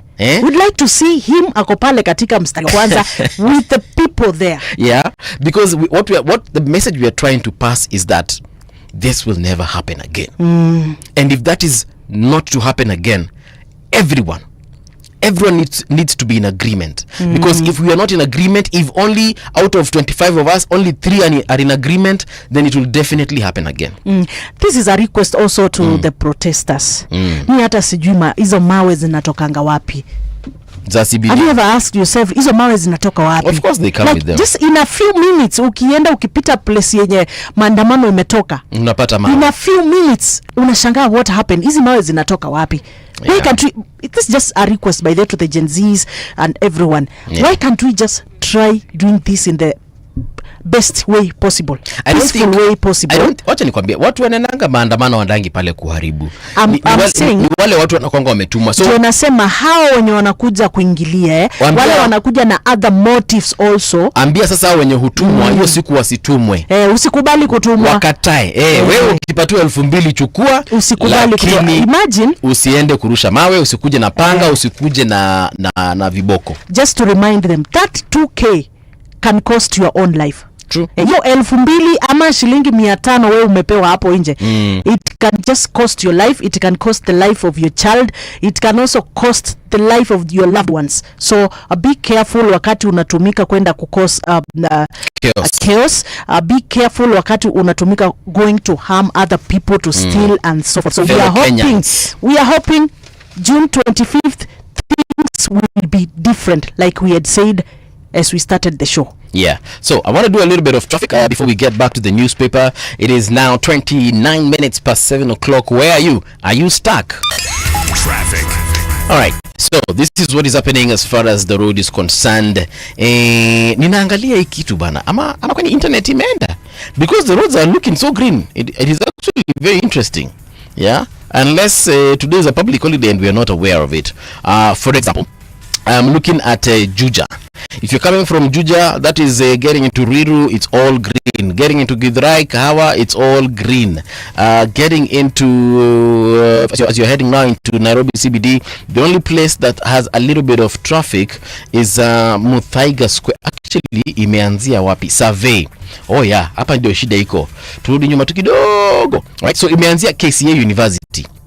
And it is stretching all the way to Pangani. We expect that traffic there because of that underpass that joins Wangari Maathai Road. So yes, this one definitely hapa mtajipata kwa shida. But after that, everything else is looking good. So if you're also joining from Kiambu Road, there's traffic as you're trying to get into Pangani. That is usually expected. And that is why on that particular road you might not be moving. If you're also on Muranga Road, trying to join from Limuru Road, a little bit of traffic there, but once you join the entire Muranga Road, kila kitu inakaa iko fiti. Yeah. That is as far as Thika Road and Kiambu Road are concerned. Oh wait, kidogo hapa side za Isili, Juja Road, a little bit of traffic there, but after that everything is okay.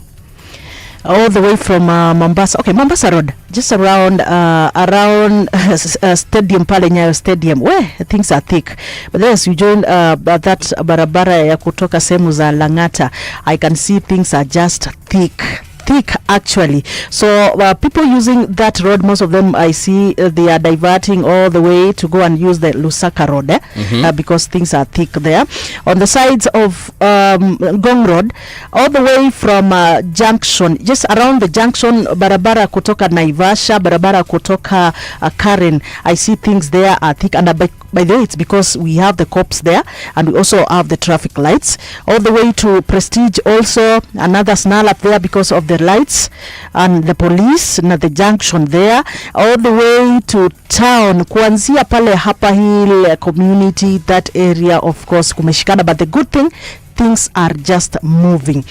Tukitoka upande wa Jogoo Road, as we approach City Stadium, things are also not quite okay. So all through to town, pia naona things are not okay. Pale country bus, unajua pale yani traffic inakuwa tu all through around country bus because a lot of activities happening there. Yeah. All the way to Mombasa, I can see also things are not that much bad. That is within the CBD. All the way from Likoni, everything is okay. But pale lights Kengeleni, that is where we have traffic. But the good thing is that things are just moving. All right, I think I spoke too soon because I've refreshed my browser and now I'm seeing there's a huge traffic here on Airport Landing Hotel. Kwa hivyo kama unatoka sehemu za Outer Ring Road and you'd like to join Mombasa Road using that now do I call it a connecting road? Yeah, so Airport North Road, there's a huge traffic that is stretching from Naivas Supermarket in Nyayo Embakasi, and this one is stretching all the way to Southfield Mall. So if you're going to join Mombasa Road, we jua tu kama uko kwa traffic hiyo ya Airport North Road, pole tena sana. Then the other place where we are having traffic is Pipeline Railway stop. This one is stretching all the way again to Embakasi as you're joining the Airport North Road. So as you're heading towards JKIA Airport Hotel, there's a huge traffic jam there. Yeah, so I shall be giving you more updates about... Yes, sorry. There's someone who's stuck at around Limuru Road. Anasema pale kuna lot of traffic. Anasema since 7 or 9 ako still stuck in the same place. Same spot. Yes. Wapi hapo tena? Limuru Road. Okay. Hajasema the specific place, yeah. But kuna a lot of traffic along Limuru Road. Poleni sana. Traffic on Radio Generation. All right. So I was just about This is Radio Generation. I was just about to sorry about that. I was just about to give you an update on this story about Murkomen. So the National Assembly has called out the Independent Policing and Oversight Authority, IPOA, citing glaring gaps in the report presented in the House yesterday on the death of teacher and blogger Albert Ojwang. Now, the report was presented by the chairman of the Administration and Interior Committee, Gabriel Tongoyo, and it sought to unravel the circumstances surrounding Ojwang's death. But MPs termed the report insufficient. So they're saying that this report that was given to them, apparently kuna vitu zenye haziko ndani, and that is why National Assembly Speaker Moses Wetangula then directed Interior Cabinet Secretary Kipchumba Murkomen to appear in the House next Wednesday to respond to concerns raised by the MPs. So it's like this report wasn't sufficient. Have you ever read an SMS from someone and you're like, this SMS doesn't, like, there's nothing to this SMS, sijaambiwa chochote, and you even call them back unasema unasema aje, nimepokea SMS yako na sijakuelewa, ati unasema tufanyaje? So this is exactly what has happened. What is happening there? Yeah. So Speaker Wetangula amemuita CS Murkomen aje I elaborate. And you know what now this means? Murkomen has to go back to IPOA. The chairman Isaac Hassan. Now ulize Isaac Hassan, my brother, you gave me a report. I have given it to Parliament. Now Parliament is asking me to go back and give them answers. Kwani hii report ni nini umeandika? You know a game called Broken Telephone? Where watu wengi mnaongea in a line, then what was said by the first person and what has been relayed by the last person are two different things. Kabisa. You know, this is exactly what is happening. This is what is happening, especially. I told you that this whole case is just another thing, like, you don't understand. Huku report inatolewa hivi, huku kwa polisi report inatolewa, IPOA report inatolewa hivi. So like, you are there, you are the minister, you are supposed to answer questions to the House, and then you don't know what to say. That is why on that day, and this is my prediction, CS Murkomen will go there with IPOA officials, so that in case aulizwe, there's something we are seeing here about ABCD. What is it about? Utaona Murkomen akiangalia tu hivi Isaac Hassan, Isaac, hapo tunasema aje? Yes. Saidia. I'm telling you, at the end of this investigation, I promise you, things are going to be very different in the police service. Yes. Things are going to, and even maandamano ya Wednesday next week, if they will happen. We are hoping it will be different. If they will happen, I can assure you, Kenya is going to be a changed country, and I love where we're heading to right now as a country. So let's wait and see. Let's wait and see. People be responsible. Well, on the Star newspaper, biggest story, I think it's the same thing we are talking about, impunity war. That is, top cops feel the heat. That Lagat grilled for almost 3 hours by IPOA, a move described by insiders as a humbling moment. Yeah. Umewekwa hapo. Yeah, a lot really happening. Well, on other news, there's a news here about Raila, why he should swiftly quit broad-based government. That is on page 4 of the Star newspaper. Why Raila should swiftly, kwa haraka sana, kwa nini anatakiwa atoke opposition. So this is what he's saying. That is on page 4. Fight against impunity as top cops humbled amid a brutality outrage. I'm looking for that story for Raila, and I guess it's all about what is really happening in the country right now, and this is something that we are expecting, that the government is answerable. Tusome kidogo tuelewe wanasema nini. Hii story kidogo, this is what he's saying. Top police commanders facing a reckoning as public outrage mounts of a systemic police brutality, impunity and extrajudicial killing, triggering an unprecedented wave of investigations, suspensions and arrests within law enforcement. I'm looking for the story about Raila, but it's all about the agreement, being part of the government, and we're expecting, we've always known Raila as one of of the leaders who have been fighting for the rights of Kenyans. Yeah, we've known him for that, the legacy for fighting for Kenyans, fighting for democracy and so forth. And therefore, we are expecting him being part of the broad-based government. Yes. We should also see him acting. Tunataka tumsikie. But has he spoken kutoka this happened? He's been seen, but he always speaks through his, do I call them lieutenants? Yeah. And he did release a statement. Yeah, he did release a statement, especially after the death of Albert Ojwang. He has always been vocal against this whole issue of brutality, considering that at one point in his political career, he experienced it. Yeah, so Raila, obviously right now, because he's in the broad-based government, he also has to be very careful. And if he is going to criticize the government, then he might do it from outside. So ile siku mtaona Raila ameondoka, ndio mtajua kamenuka, for lack of a better word.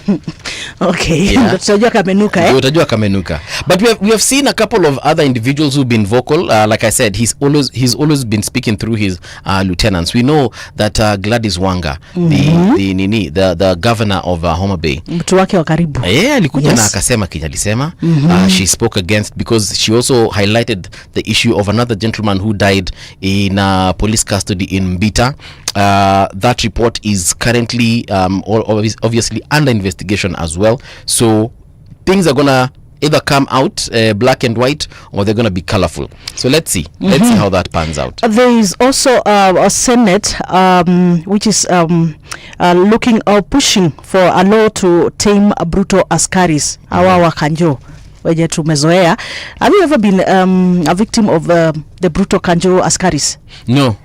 Kanjo will only deal with you if you're in business with them, of which I am not in business with them, so I've never encountered them. However, I have been in town when they are going after hawkers, and there's a time I was caught in a stampede, and in the process of running, I was very young.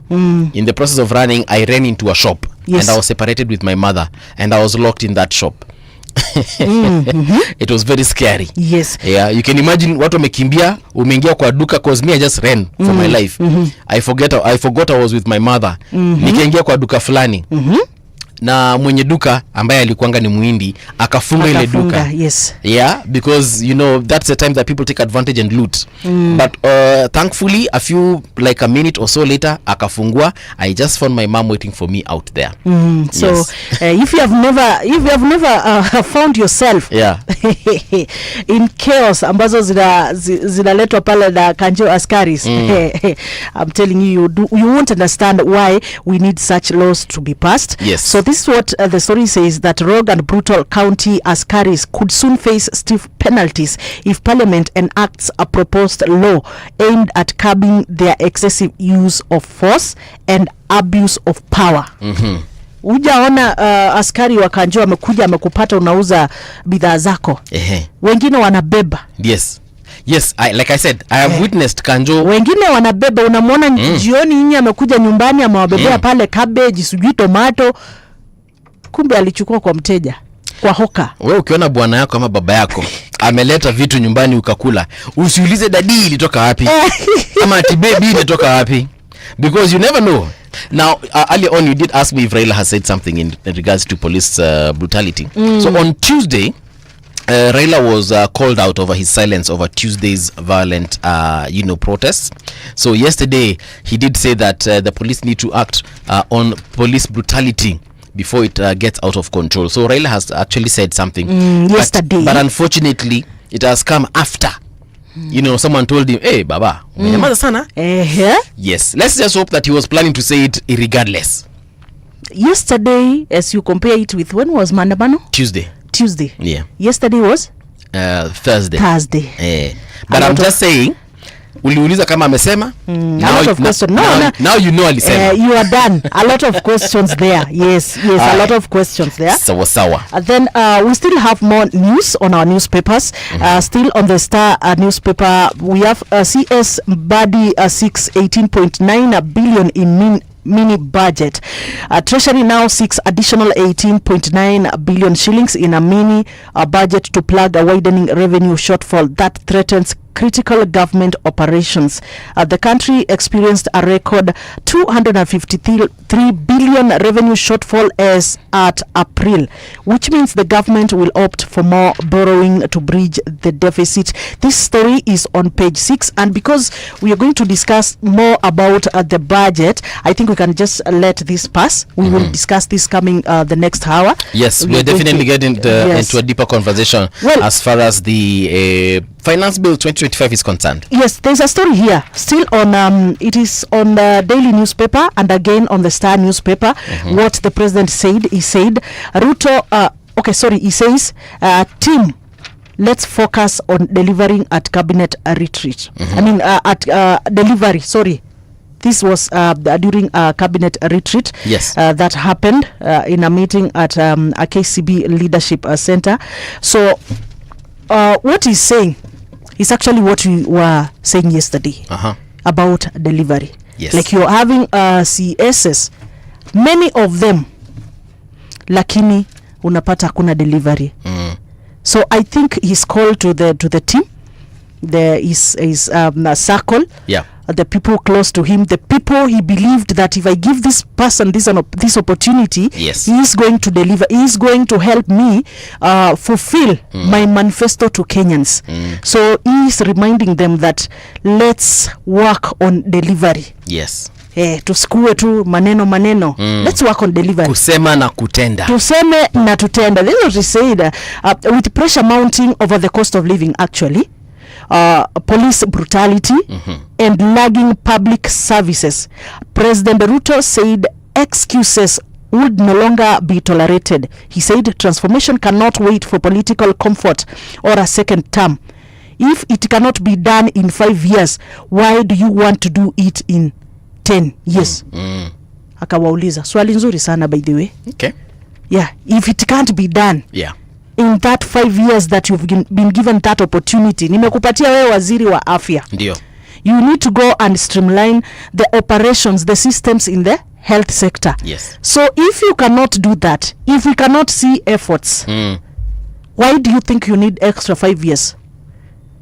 Why do you think you're going to do it in 10 years? We already have given you an opportunity. It is 5 years. Yes. At least fanya kitu tuone, by the way, this somebody is heading somewhere. I mean, even a president can't be an expert in everything. You can't be an expert in foreign affairs. You can't be an expert in agriculture. At the same time, you're an expert in finances. Another time you're an expert in tourism. Another time you're an expert in labor. It's impossible, and that is why he chose the CSs to handle those specific departments. So if you are seeing kuna mtu anakuangusha bana, don't spare them. You don't spare them. Hata kama ni urafiki, afadhali muendelee kubaki marafiki, lakini asikuwe employee wako, because anakuangusha and in the eyes of Kenyans unaanza kukaa ni kama umeanguka, au sio? Sawa. Now there's a story here that has caught my attention. It's on page 7 of Pulse. Pulse is on the inside of the Standard newspaper. We spoke about this yesterday, by the way. KAMP, that is camp, bounces back as Copyright Board denies MCSK license. Now, the Kenya Copyright Board, Kekobo, has withheld the issuance of an operating license to the Music Copyright Society of Kenya, MCSK, significantly impacting its operations. Joshua Kutuni, the chairperson of Kekobo, stated that the decision the decision to withhold a 6-month provisional license was prompted by the ongoing internal conflicts within the organization. Now, this decision was primarily due to leadership disputes that have threatened to destabilize the organization, he wrote in a signed letter dated June 16th, 2025. Following the move, MCSK is now barred from representing musicians, effectively revoking its authority to operate as a collective management organization, or a CMO, responsible for collecting and distributing royalties to artists. Last but not least, the leadership wrangles within MCSK have led to the formation of rival factions among its directors. Trisha, niliacha wewe ni msanii. Are you registered with MCSK? Yeah. Sasa umesikia they will not collect revenue on your behalf for at least 6 months. So saizi wanapelekwa wapi? So KAMP, camp, ndio ime take over. Camp has taken over to handle your businesses as far as your music is concerned. But yesterday we rightly said something here that the government needs to have proper policies so that tuache kukua na sijui all these other watu wana collect on your behalf. Una get? Yeah. So these CMOs, in my opinion, at one point might need just to come together and become one and just agree. Hata nyinyi wasanii, you need to agree amongst yourselves the direction that you will take kama wasanii, especially wa muziki. Because you guys, by the way, your content is the one that is mostly consumed. Yeah. We listen to music every single day. Yeah, from jingles to just radio stations to when we get onto YouTube and whatever, so on and so forth. So you guys need to come together and understand that you're now fighting for your future. And if there are upcoming wasanis, like my children, najua at one point watakuwa wasanii. They love music. I want them to get into an industry that is working for them, not against them. Do you think or working for themselves? Yeah. So do you think music in Kenya is worth it? Yeah, I think it is. Is it paying? Have you not seen this Calligraph amejenga mansion? Well, amejenga mansion, but I feel we are still behind in terms of, and that is what we were saying yesterday, in terms of supporting our creatives, in terms of supporting talents. As a country, we are still behind. True. We are still behind, I'm telling you. True, because we are still pirating music. That's a fact. We are downloading music from YouTube and SG, where else. But you know what? Imagine me, I stopped, because kitambo nilikuanga, uyo fala wa kudownload muziki, kupirate and so on and so forth. But niliacha. Because I realized, imagine I'm denying these people a revenue. So, I'm always listening to Spotify. I'm always on YouTube, making sure that you get the views that you deserve, and I hope that YouTube is paying you very well. Yeah, because kuna wasanii, for example, if you look at their views on YouTube, they have millions of views, and I've contributed to that, and I'm very proud. So MCSK, with their boss, Dr. Ezekiel Mutua. I think at this point, Ezekiel Mutua might just need to resign. Not because he's not performing, not because he's bad, not because he's corrupt. Well, that one I don't know. It's up to, the courts to decide if at all there's a case against him. However, I think even for his own integrity. You feel that he should resign? Mimi hata sikudanganye, Trisha. Nikifika mahali nione mnani attacking kila siku, I'm trying my best.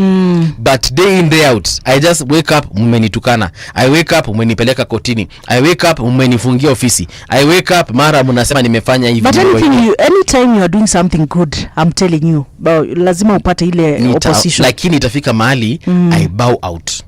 So you feel that it is time now to because sometimes I might not be a bad person. I might not be stealing the monies that you're saying that I'm stealing. But I might just not be the best fit for that position. Okay. Wacha niondoke tu. Okay. Muingie hapo ndani. Hata nyinyi msikie. Mfanye kinye mnataka. MCSK is the Music Copyright Society of Kenya, isn't it? Yes. The last I checked, Dr. Ezekiel Mutua has not produced a song. If he has, I don't know about it. Wacha achie wenye wanafanya muziki. Wafanye. He's a government officer. Well, he can be employed in any other department. Well, what I know is the other day there was a board of directors that was being reconstituted, and right now they are the ones in charge, and they did not do away with Ezekiel Mutua, but they retained him.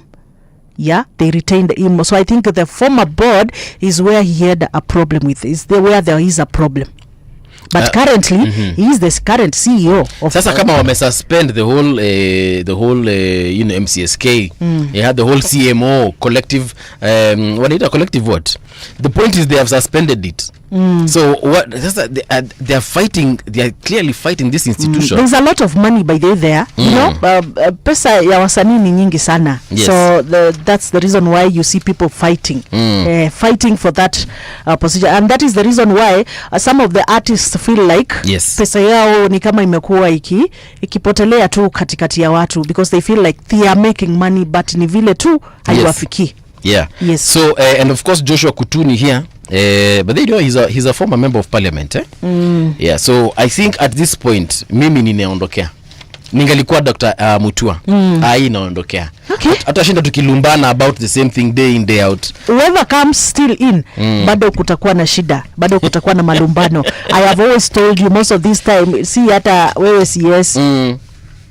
Ni huko ndani. Ni industry. Yes, ni industry kuna shida. Well, kuna story hapa about the Senate that the Senate rejects majority of Ruto's proposals on graft bill, and this is what it says by Collins Omulo.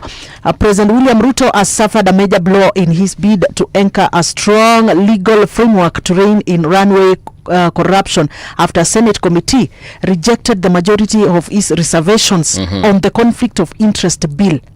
The development throws into disarray the government's efforts to operationalize the legislation intended to clamp down on graft, particularly among the public officials conducting business with the state, a corrupt practice that has turned many into overnight millionaires despite modest salaries. Okay. The bill seeks to introduce far-reaching sanctions to deter public officers from exploiting their positions for private gain. Governors, MPs, and cabinet secretaries have in the past been prosecuted on graft-related charges involving influence over multi-billion shilling tenders. All right. So originally, the bill proposed robust legal safeguards against actual, perceived, or potential conflicts between public duty and private interest. However, Parliament significantly diluted the provisions, prompting President Ruto to decline assent and return it with reservations on 12 clauses. Hizo clauses, the Senate fully accommodates the reservations by the President to clauses 30, 31, and 35 of the bill, but does not accommodate the reservations to clauses 2, 5, 6, 8, several of them, by the way, a majority of the clauses. And kwamba Parliament ilikataa. That report by the committee chaired by you can just get more into this story and read to understand this among the clauses that the Parliament imekataa. Okay. All right. Now, I think the key issue umesikia akisema kwamba kumekuwa na that practice kwamba hakuna we cannot tell someone is a public officer, but at the same time they are gaining from tenders. Yes. Kwa gava. Conflict of interest, of course, has been a very big issue as far as tendering processes are concerned. All right, so there's a story here before we get into the top of the hour. Motorists face a must vehicle inspection cost. Alcoblo in new rules. Now, this is on page 2 of the Business Daily.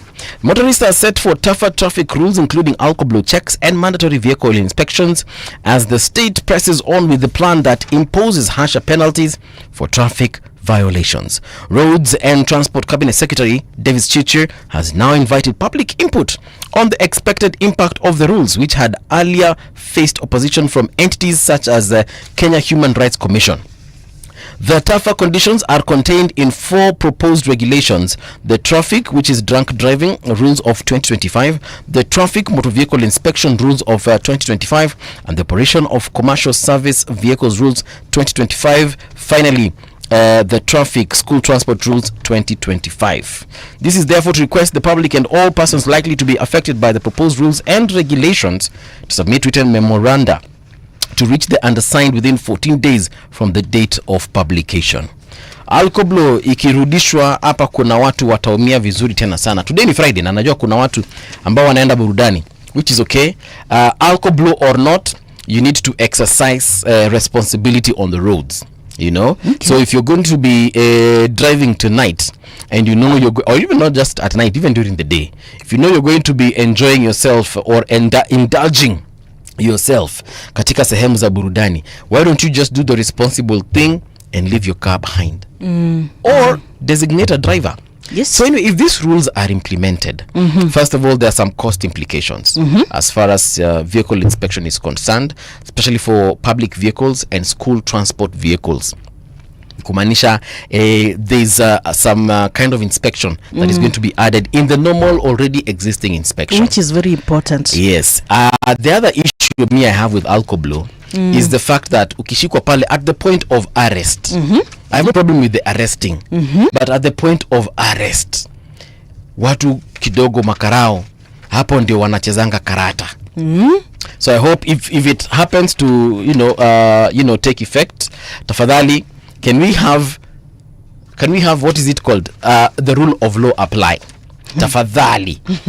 No matter what you guys decide to do, let's have the rule of law applying in every one of those situations. Do you have anything to say before we exit?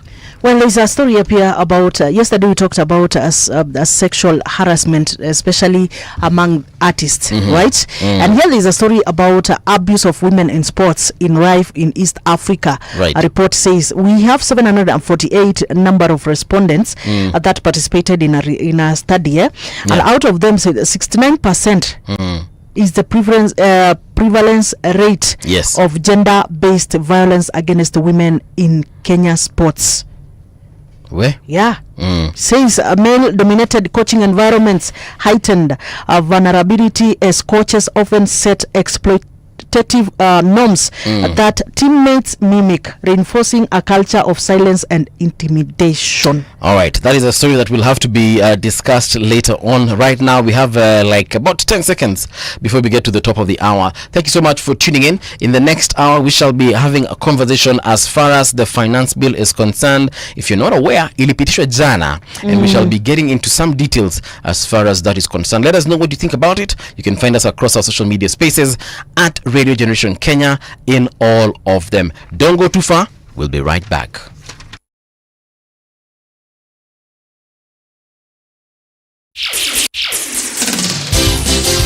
It's 8 o'clock.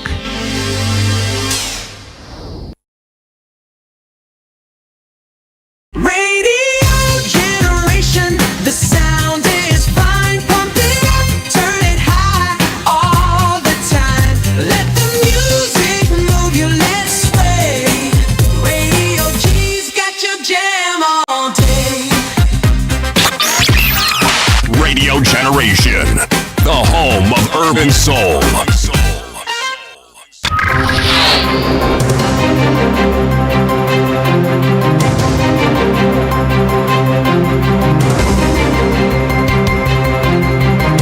This is the Radio Generation News.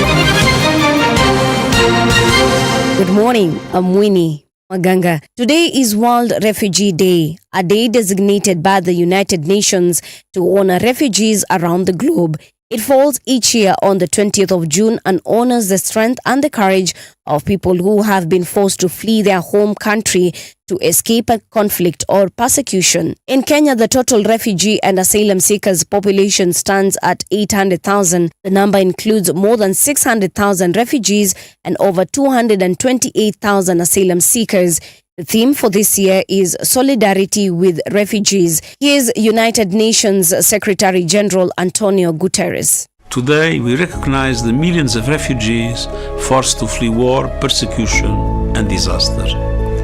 Every individual carries a story of profound loss, of a family uprooted and the future upended. Many face closed doors and the rising tide of from Sudan to Ukraine, from Haiti to Myanmar. A record number of people are on the run for their lives while support is limited.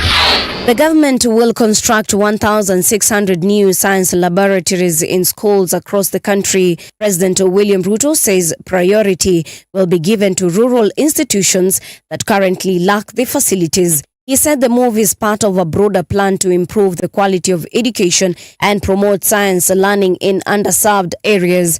Speaking on Thursday during the third National Executive Retreat, Ruto said the absence of labs in many schools means students only encounter basic science equipment for the first time during national exams. On education, number one, we still have schools that have no laboratories, and some of our students engage with the Bunsen burner for the first time during exams. So we're going to build 1,600 new laboratories, especially in rural schools and schools that do not have a laboratory today. Waziri, when is that exercise beginning? July. That is in the next few weeks.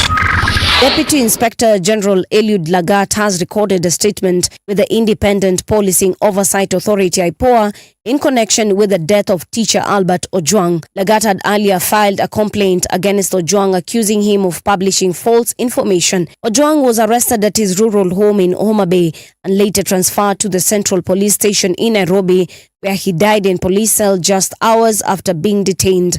Lagat stepped aside on Monday amid growing public pressure to allow for investigations. IPOA Chair Isaac Hassan assured that thorough investigations will be conducted over Ojwang's death. The authority appeals for calm and assures Kenyans that in the quest for justice in this matter, there will be no sacred cows. Anyone found culpable will be prosecuted. A Nairobi family is in mourning after 3 boys died in a house fire at their South Sea apartment yesterday. The boys, aged between 2 and 5, were trapped inside their home on the first floor of Huda apartment along Ole Shapara Road when the fire broke out in the wee hours of the morning. Police said the children were found unresponsive and were pronounced dead on arrival at the hospital. Nairobi Police Boss George Seda said 2 teenage girls rescued from the apartment were admitted to the ICU. That's the truth on Radio Generation. Good morning, I'm Winnie Maganga.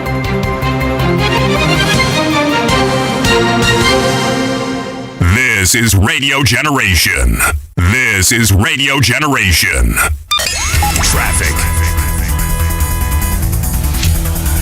Traffic on Radio Generation. All right, a very good morning to you and welcome back. This is Radio Generation. My name is Mungala Mbuvi, 88.8 in Nairobi. And of course, if you're listening to us from the diaspora, hey, I hope you're catching us on rgk.co.ke. A very good morning to you again.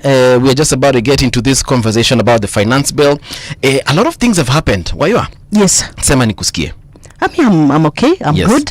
And of course, I'm happy because people are tuned in on in Nairobi here on 88.7, Malindi in that is 92.1, Lamu 92.6, Mombasa 90.7, Garissa 89.5. And also people are following us on our social media pages. So if you have not done so, kindly follow us at Radio Generation Kenya. That is on Facebook, Instagram, TikTok, even on X platform. You will find us live there because we are live on all those platforms. You can follow the conversations that we are having here. And one of the key things that we had talked about is the finance bill. It is something that really caused a lot of losses, a lot of lives. That is for the 2024-2025, and right now we are talking of the 2025-2026 finance bill. Yes. So this is what is happening as far as that bill is concerned. A lot of things positive, in my opinion, have been passed, and this is actually a very good thing.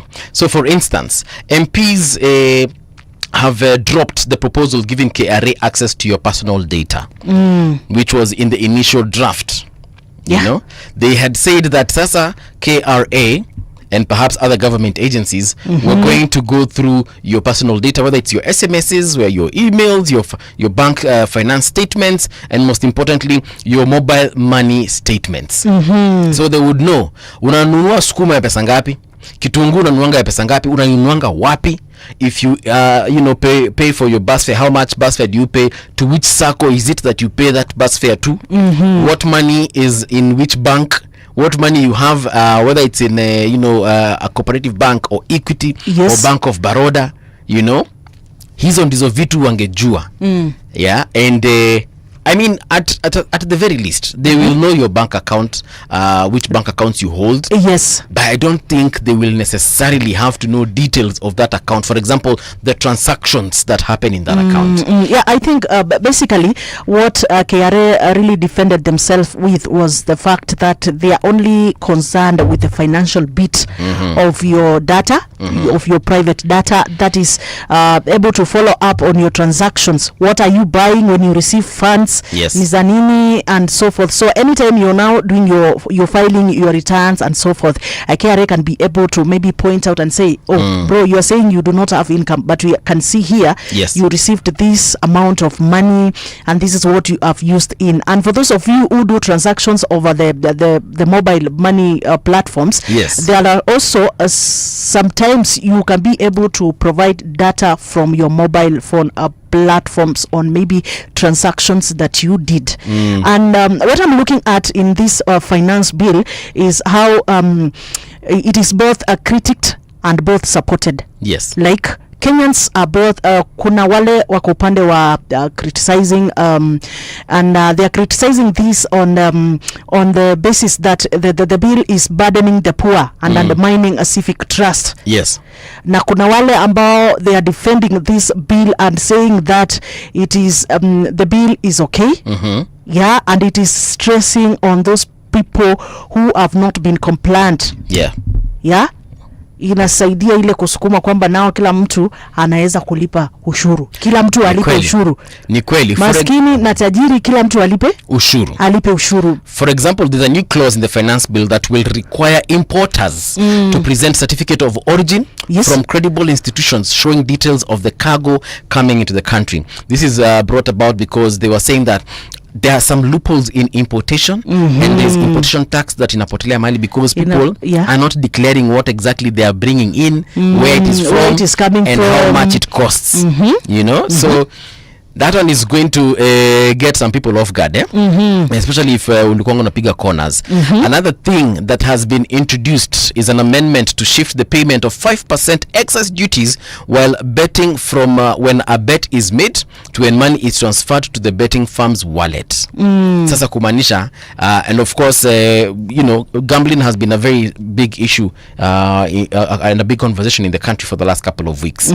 Sasa inaweza kakwambia without fear or favor rather that that one has been implemented. So when you're placing a bet, the taxation regime will know will know just how much you have placed, how much you're set to win, because the moment you're placing that bet, 5% pap excess duty. Well, I want us to go back to when this bill was presented for public engagement, because many Kenyans feel they are expressing their frustrations in that they are saying they were not given sufficient time to engage in matters the current bill that is has been passed. So we umesha kutana na hiyo bill? Have you ever participated in the yes, I participated. Kwanza kwa hii ya saa hii we were given that opportunity. Yes, personally I always send my what is it called, my responses as far as, especially if there's some contentious parts of the bill, like for example the KRA one. I vehemently opposed that particular clause, the data the data privacy. Yeah, I think hata ile ingine walikuwa hata kupatia DCI 150 million. Hiyo pia nilipeana my opinion on it. Sitakwambia nilisema nini. Ulisema ipunguzwe, kata hiyo budget. I gave my opinion on it. Yeah, so basically there are Kenyans who are complaining that they were not given, there has not been sufficient public engagement. That means their views their voices have not been effectively heard and incorporated into this bill. What do you think? So this is the thing. We will not always agree 100%. That's the truth. It's just like even here in the office, you will never agree on everything 100%. All of us. Yes. Kuna mtu atasema acheni Triciah funguo, kuna mwingine atasema wachia Brian Odor funguo, na mwingine atasema hapana, usiache Brian Odor, afadhali kae na Triciah because maybe yeye na Brian Odor hawaongei na anaogopa sasa ile wakati atafika anahitaji kuongelesha Brian, anashangaa atamuongeleshaje. So you will never agree on everything. So my maoni on this is is the majority of what that has been passed okay? Can we deal with it? And then can others be amended along the way?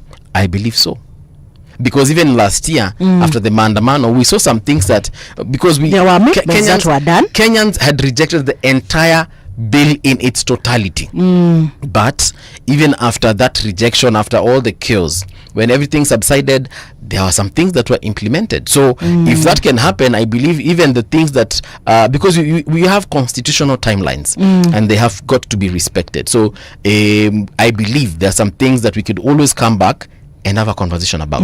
Yeah, because I remember during that time of public engagement, I saw some people in Mombasa.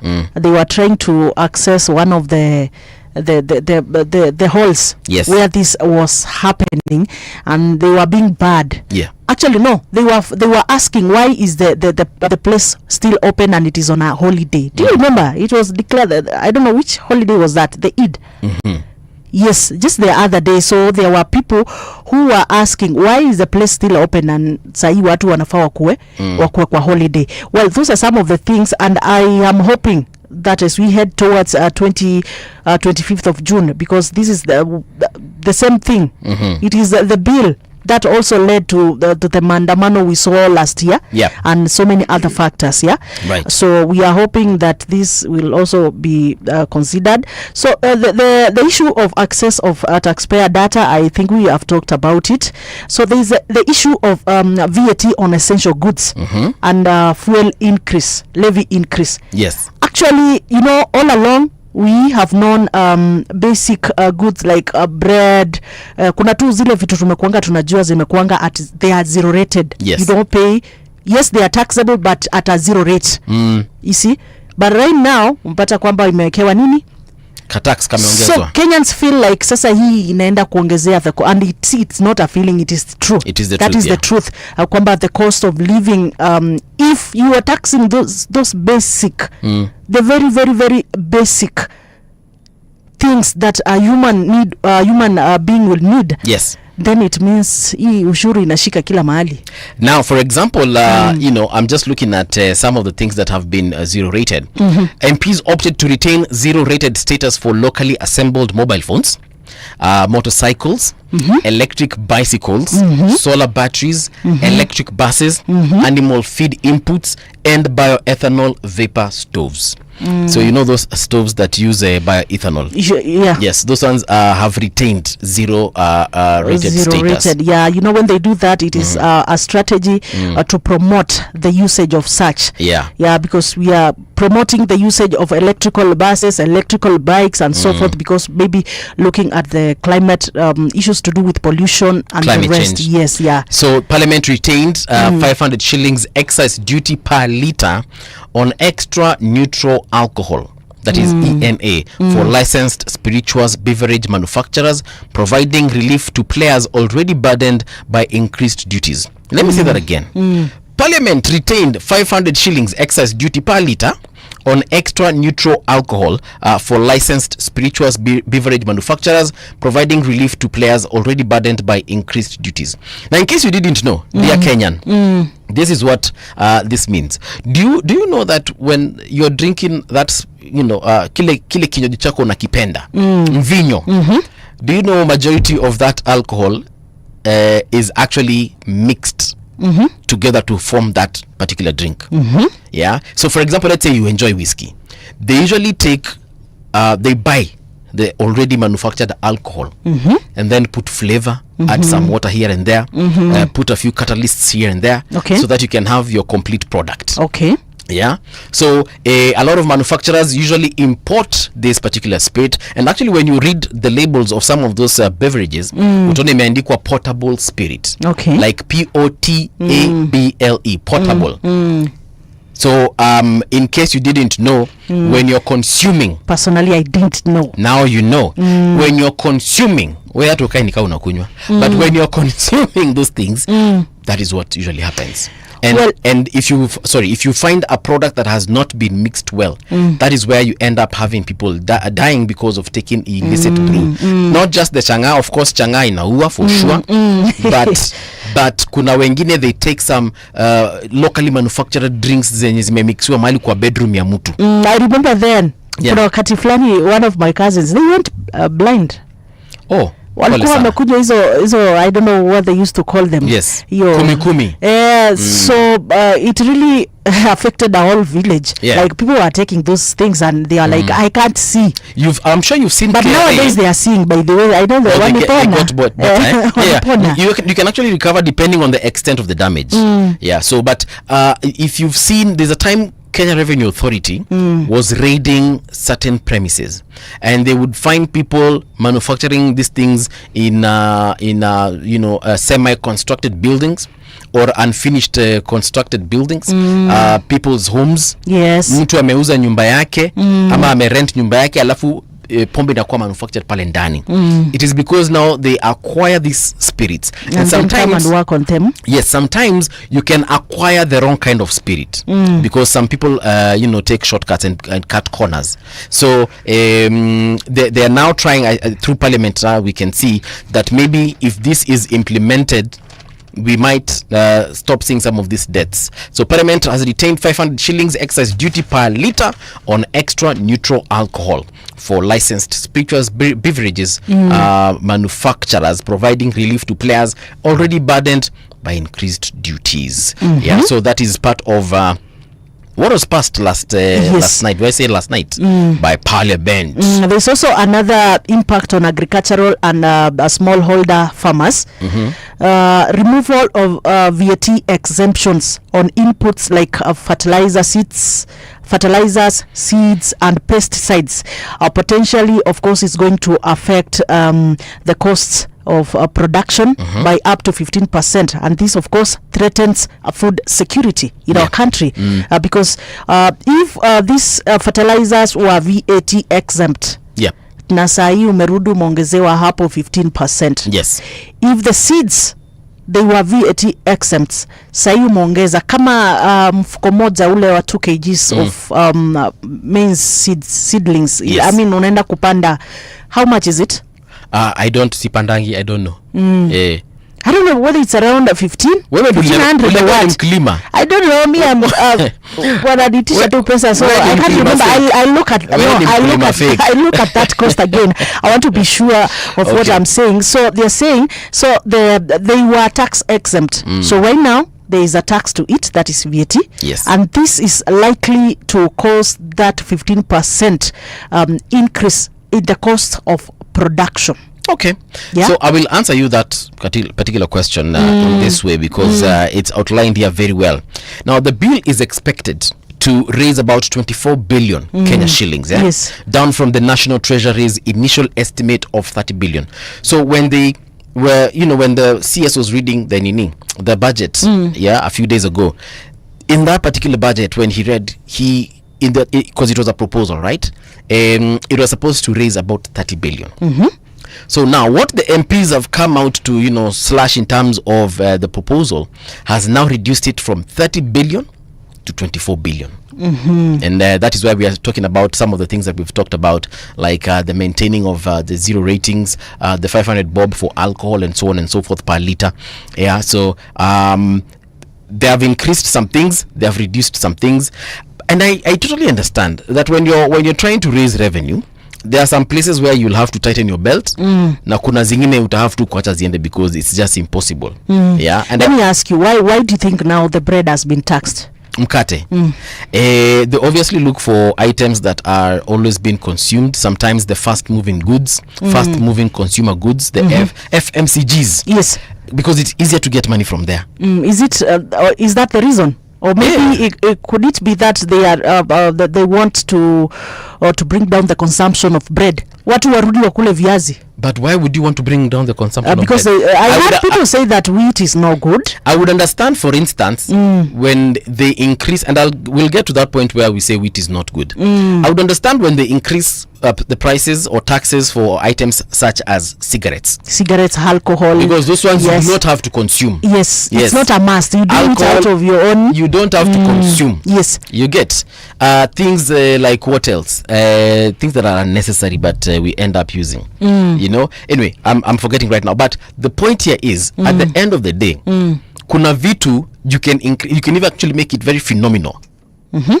If we look at the cost of cigarettes, like say 10 years ago, yes, to right now, I think 10 years ago a packet of your favorite brand would probably go for 90 shillings, or even 100. Ikienda sana for the premium brands, the imported ones, maybe 150 shillings. But right now, I think probably the cheapest is probably 400 shillings. The packet, I think. Okay. The cheapest could be about 400 shillings. 450. With how many pieces inside?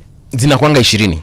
20 sticks. 20 sticks for 400. That means one inaweza kwenda for 20 bob. And I'm talking about that being the cheapest brand. And I remember when we were young, I think it was 3 shillings. Right? Yeah, there were some that were even going for a shilling. Yeah, zingine ziliwanga so many, I think, growing up. I remember my uncles would give me a shilling and ananiambia enda kwa duka. Nenda uniletee hii kitu. Yeah, but nowadays alcohol, cigarettes are not to be sold to persons under 18. But back in the day it used to happen. It used to happen. Yeah. So what I'm saying is there are some things you can actually increase taxes. Now tukirudi kwa mkate, you've said they have increased the price of wheat, you know, and this is the situation. Wheat is not bad, but when consumed in excess, it is bad. Specifically the processed wheat. Processed ni ile sasa imekuwa processed ikatengeneza mkate, ya vitu kama hizo. There are some breads that are like a whole grain. That means it's the whole grain that was ground into wheat and then now ikatengeneza mkate. Like the brown one, right? Yeah, no. There's a misconception. Brown bread is not whole bread. It's just color. No, let me just finish. Brown bread is not necessarily whole bread. It might have some of the whole bread, but it is not completely whole bread.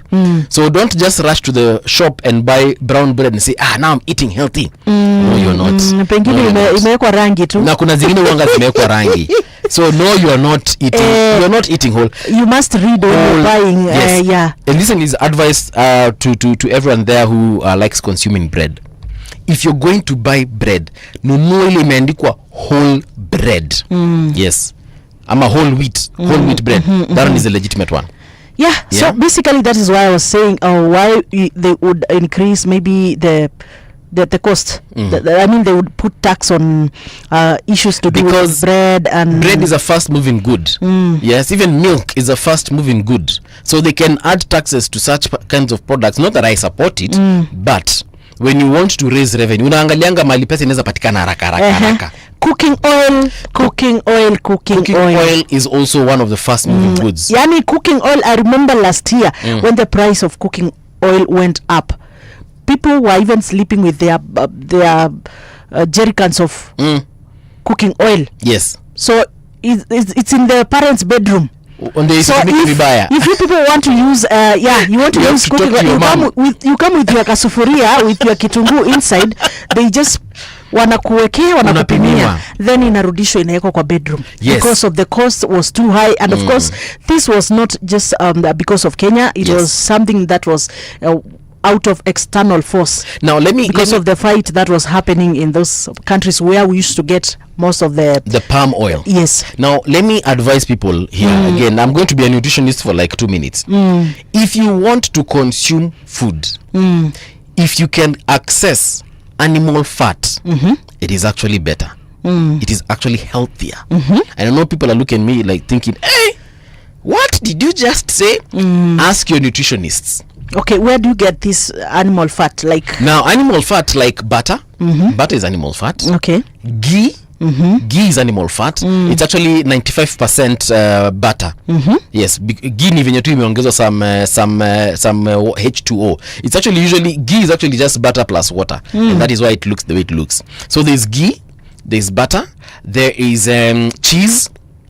Animal fats are actually better than your vegetable oils and your seed oils. And for a very long time, we have been knowing that seed oils are good. Yes, they're healthy for sure, but they're not always healthy, not 100% healthy. And especially if you're going to cook them, because when you cook something like a seed oil, it changes its properties, and this one you will have to get deep into your nutrition class for you to understand. All right, so vitu kama kina canola oil, those ones are not usually the best. Yeah, you can actually google these facts. Vitu kama which is this oil? I'm looking for that oil. Watu wanapendanga hii mafuta sana. It's called what? Virgin oil. Olive oil. Yes, those ones are they're good, but when consumed raw. So you should like put it as a dressing in your salad, or put it as a dressing into your food. When ukishapika kama ni githeri yako umeichemsha imechemka vizuri, imeiva, now you can put some olive oil. Anaanza kusalivate. Yeah. So if they add taxes on such products, I'm saying that for the consumer who is at home, yes, ataumia because now you have to dig deeper into your pocket. Kama ulikuwa unanunua 1 liter of your favorite brand, ulikuwa unanunua at 500, chances are from tomorrow or the day after, you know, it might end up being what, about 510, 550, they are about, depending on the brand. So yeah, it's just up to you to decide, do you really need to use this oil? People who make products such as mandazi, chapati, you know, watu wa hoteli, how tunaelewa they have to buy liters and liters of oil. But you in your own home, you've bought your meat or your chicken or your, you know, whatever brand of meat you consume. Imagine you can cook it without oil. Kwanza nyama ukishaichemsha, nyama ukishaichemsha, you know, it extracts some of the animal fat within the meat. Unaweza karanga na hiyo. I think that is what even our elders, tuseme wazee wetu wa kitambo, that's what basically they used to do. And that's why we usually say we look at them and they are really strong. Like right now, my grandmother, she's very strong. Exactly. And you know what she used to tell us? That kitambo, when she used to get a child, after alikuwa anachinjiwa a whole ng'ombe. Ng'ombe mzima. Kwani alikuwa anatoshana juu. She said she used to eat. Na kuna kuweka mafuta, ni kuweka hivyo na kuweka kama ni vegetables, inachonga boilo. Yeah, you just put everything inside there and she like, and that is why I think that is why she's strong. Nowadays sisi tukishapata watoto wawili watatu, tuna beat. Unaanza kukaa kama your grandmother and say tuna beat. So what is really not happening? By the way, it's just the things that we are consuming. Yes. And I think also, I mean, as a country, it also has a responsibility of controlling maybe what we consume. Yes. It has a responsibility on the health of its citizens. That's a fact. And that is why maybe sometimes you see wanaweza kupandisha tax on some products because they do not want that consumption. You don't have to consume it. You don't have maybe to. It is not legally wrong, but they just want health-wise, they just want to. They want to discourage you. Yes, they want to discourage the consumption of such things. Hata ugali enda usiagiwe. Chukua mahindi enda usiage. Unaona kula ugali ya kusiaga? Yes, actually I get my unga from Kitui. Wow. Yes.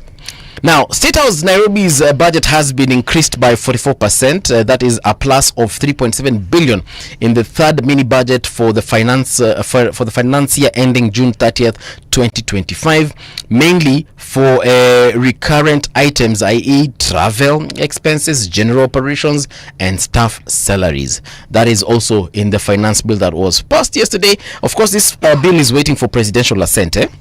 Bado president hajaweka kidole, maybe ataweka kidole leo asubuhi. Travel expenses were increased by 1.17 billion, up from 933 million to 2.1 billion. Here we're talking about State House. General operating expenses were raised by 1.74 billion, up from 1.36 billion to 3.1 billion. Mi niko na maswali wasi. Niko na maswali. Salaries for permanent staff rose by 100 million, up from 1.11 billion to 1.21 billion. I am happy when people get more salaries, especially wananchi wa kawaida. So that one I will not complain. Lakini hapa general operating expenses were raised by an extra 1.74 billion. Ni nini hiyo mtafanya huu mwaka amkufanya last year? Am I the one who's travel expenses were increased by 1.17 billion, up from 933 million to 2.1 billion. Let me say that again. Maybe say it again. Maybe hamjanisikia. Travel expenses were increased by, not from, by 1.17 billion. That is travel expenses for who? For State House. You know, State House has many people, So many people, so many of them. We have the staff. We have the president, obviously. We have the first lady. We have who else? Actually, yeah, it's just the staff and the president. As long as unaishi State House, yeah, you call State House home. As long as unaingianga pale gate A ama gate B, hiyo ni State House. So everyone in there, their travel expenses last year, in the finance bill of last year, were 933 million. They are now 2.1 billion. You know what? Tufanye traffic for a second, then turudi hiyo story tena. Turudi tuangalie vizuri. Because I don't know if I'm the only one who's shocked. But anyway, let's look at the roads of Nairobi. We look at the roads of mahali panaitwa Garissa, and then we get back to Nairobi. So if I'm looking at Garissa right now, or rather I'm looking at Garissa right now, and this is what you guys are experiencing as far as traffic is concerned, and I'm beginning to ask myself, kwani Garissa watu wamenangi kazini ama mlishafika job? So the entire road is green with a few patches of gray, so that means not much traffic is being experienced there. For instance, if you're coming from New KMTC in Garissa, heading all the way to Garissa Tana River Bridge, your road is looking nothing to complain about. Now I zoom in to the other inroads, for example around Migan Electricals, no traffic there. Kenyatta University in Garissa, also around that area, when you're exiting going to NDMA, no traffic to report there. The Anglican Church of Kenya, that is St. Peter's Pro Cathedral, heading into the Nomad Palace Hotel in Garissa, no traffic to report there. Everything is smooth sailing.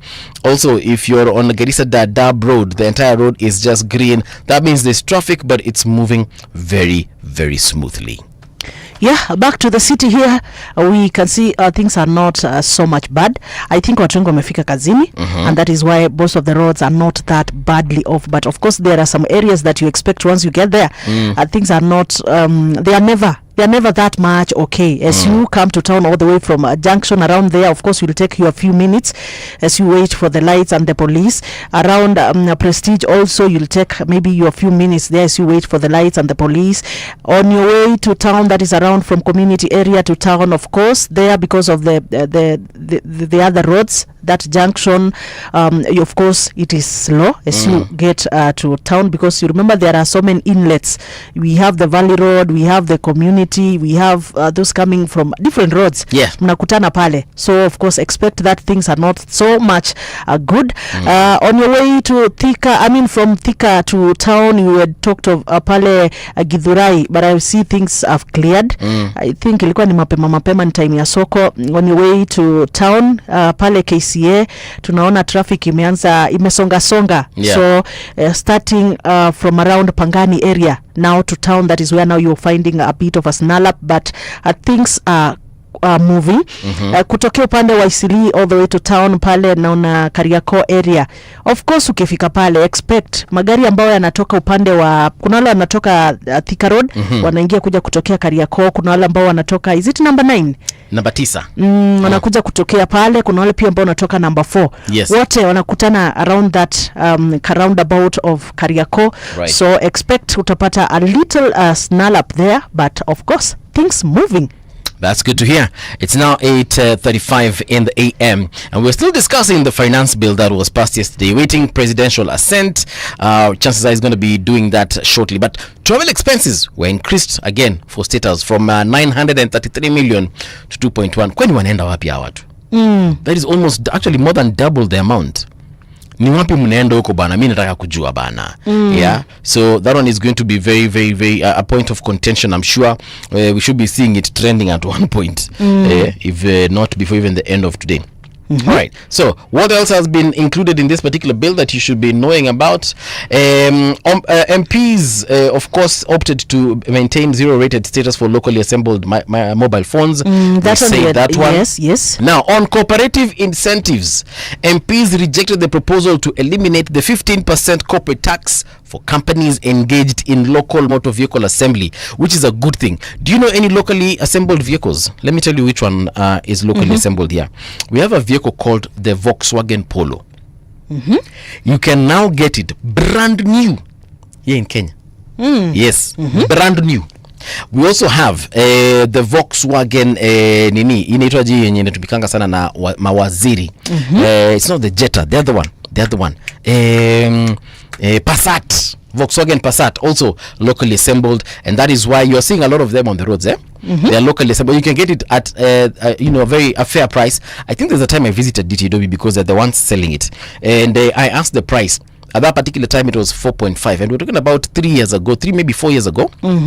4.5 million for a brand new, any zero mileage, ijatumika na mtu, wewe ndio mtu wa kwanza utaing'oa hivi makaratasi as the first owner, which is a good thing. So 4.5 million, not looking bad if you ask me, because you probably buy it ex Japan for roughly 2.something million. So unaweza jikakamua kidogo tu, and this is when you buy like the old model, which are usually what, 7 years old. So 7 years, you're probably looking at a vehicle that was manufactured in 2018, but you can get one that is locally assembled here, the new model. Wakenya wanapendanga kuita new shape. You can get one brand new upper Kenya. So that is actually a very good thing if you ask me. Now, MPs rejected the proposed 5 million threshold. This is for SEPT. Now, in the amendments, the House approved an expanded definition of significant economic presence tax. Yes, that is the SEPT, to include websites and electronic networks beyond digital marketplaces. If you're operating digitally, that means you're probably doing what? You have a website where you're selling things such as cars, clothes, or you're doing tourism digitally online. A lot of people will tell you, go check me out on www.rgk.co.ke. So the House has approved an expanded definition of significant economic presence tax to include websites, yes, that directly affects us, by the way, and electronic networks beyond digital marketplaces. Okay. Okay. So me, I'm looking at some of the things that are directly affecting mwananchi, especially those taxes we've talked on, bread and potentially other basic items. That is going, of course, to affect mwananchi because of it will, of course, add the cost of living. Yeah. Then there is the fuel levy that will, of course, increase the cost of transport, fares and costlier goods in shops, because mtu atakwambia nimeweka nini, simulisikia cost of fuel imeongezeka, kwa hivyo ku transport goods all the way from Nairobi to Mombasa imeongezeka. So hizo cost, by the way, who bears them? It is the final consumer of a good, sure. Who is you and me. Then there's that the removal of VAT exempts on farming inputs like the seeds, fertilizers, what we had talked before. This, of course, is gonna make the cost of food prices to go higher.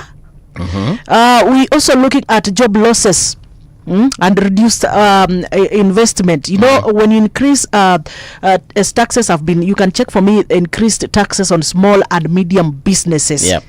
This, of course, is going to lead to job cuts. Of course, you'll be for kama kampuni haiwezi kulipa taxes, they will tell you now, pali tumefikia Mbuvi, mi naona wewe tutakurelease tu.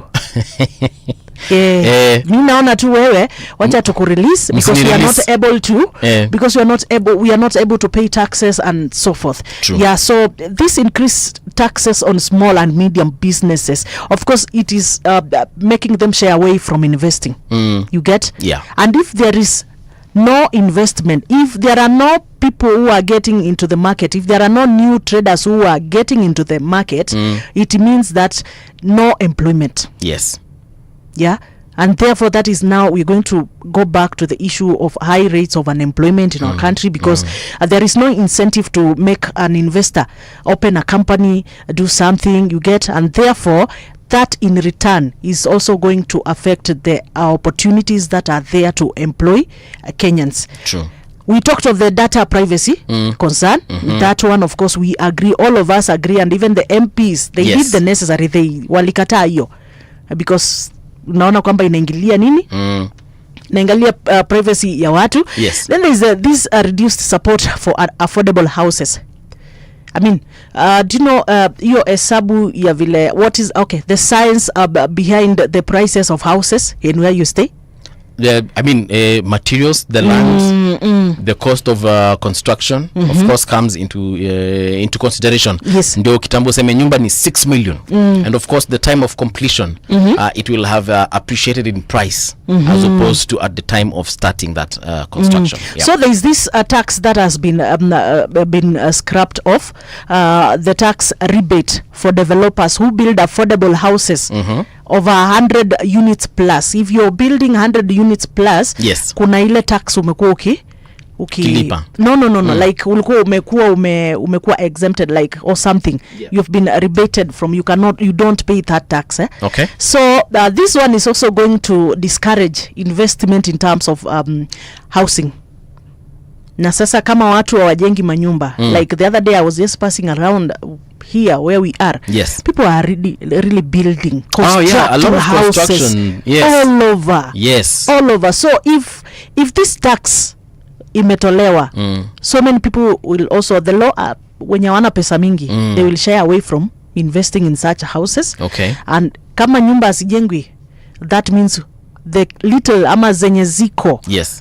People will tend maybe to charge them a bit higher in terms of rent, in terms of selling. So this somehow will affect you negatively. True. Kuna mtu atasema mimi sijengi nyumba, sasa hizo vitu gani unaniambia? Yeah. I'm telling you there's a science behind the prices that you are being charged for your house rent, that you are being charged to buy a house. That's why sometimes you see at one point your landlord or landlady amekuongezea kabei. Kuja amesema sahi ni 10%. Tumeongezea 10% of your house rent. So ulikuwa unalipa 20, sahi ni 22. Yes. So that is also going to impact your life. There's also the issue of public participation. We talked about it, Mbuvi. Yeah. That there are some Kenyans who feel like they were not involved. They were not fully involved. They feel like this finance bill has been rushed. Yeah, has been rushed. I don't know about the opportunities that they were not giving enough ample time to participate, but for a very long time, guys knew that this was coming, and they know every single year there's a finance bill. So sometimes, and that's why I said civic education. It is for us to know at what point to engage. Yeah, because if we do not keep the government in check, the government has no obligation to keep to remind us to keep it in check. You understand? It has to keep it in check. So, sasa tunajua wakati tunafaa kupeana maoni yetu kuhusiana na bajeti. We had a responsibility to follow up closely and also do the necessary, right? Yes. There's also the impact on farmers. We have talked of farmers will pay more for inputs like fertilizers, and we've talked of that, and therefore it means that cost ya kulima, tunarudi tena pale kwa mahindi, the production. Kama mimi nilinunua bei ya mfuko ya mahindi iliongezeka. Okay. You expect that I'll also put that in my final product ambayo nakuletea unga huko. You expect that itakuwa inapanda. Yeah. So there is also the burden on informal sector and small traders. Okay. We have talked. So increased taxation could target the mama bogas, the bodabodas, and the informal traders who already are struggling to make ends meet. Noma tena sana. Hiyo ni noma sana. Now there's another thing that we also need to understand about the finance bill of 2025. It proposes several changes that carry significant implications for health access and affordability. First, it will be limiting tax loss carry forwards to 5 years. This measure will strain insurers that rely on longer term loss recovery to sustain affordable health plans. So what does this mean? It means that when you're going to take your insurance after this has been signed into law, yeah, or when you're renewing now your insurance this particular year, rest assured that the premium you paid last year, it's not what you're gonna pay this year. Yes, because insurance companies are in business and they will have to cushion themselves against this particular situation. So we do not know by how much they will increase that, but that one, expect it. Secondly, it will potentially remove value added tax, that is VAT, exemptions on medical inputs on items such as diagnostic equipment, hospital software, and medical consumables, which may become more expensive, costs that insurers or hospitals may pass down to consumers. For instance, let's talk about medical inputs such as diagnostic equipment. Diagnostic equipment ni kama ultrasound equipment, X-rays, yes, MRI, CT scans, PET scans. So everything that has got a scan to diagnose your disease or to diagnose the issue that you may be presenting with in hospital. That one is definitely going to increase. Okay?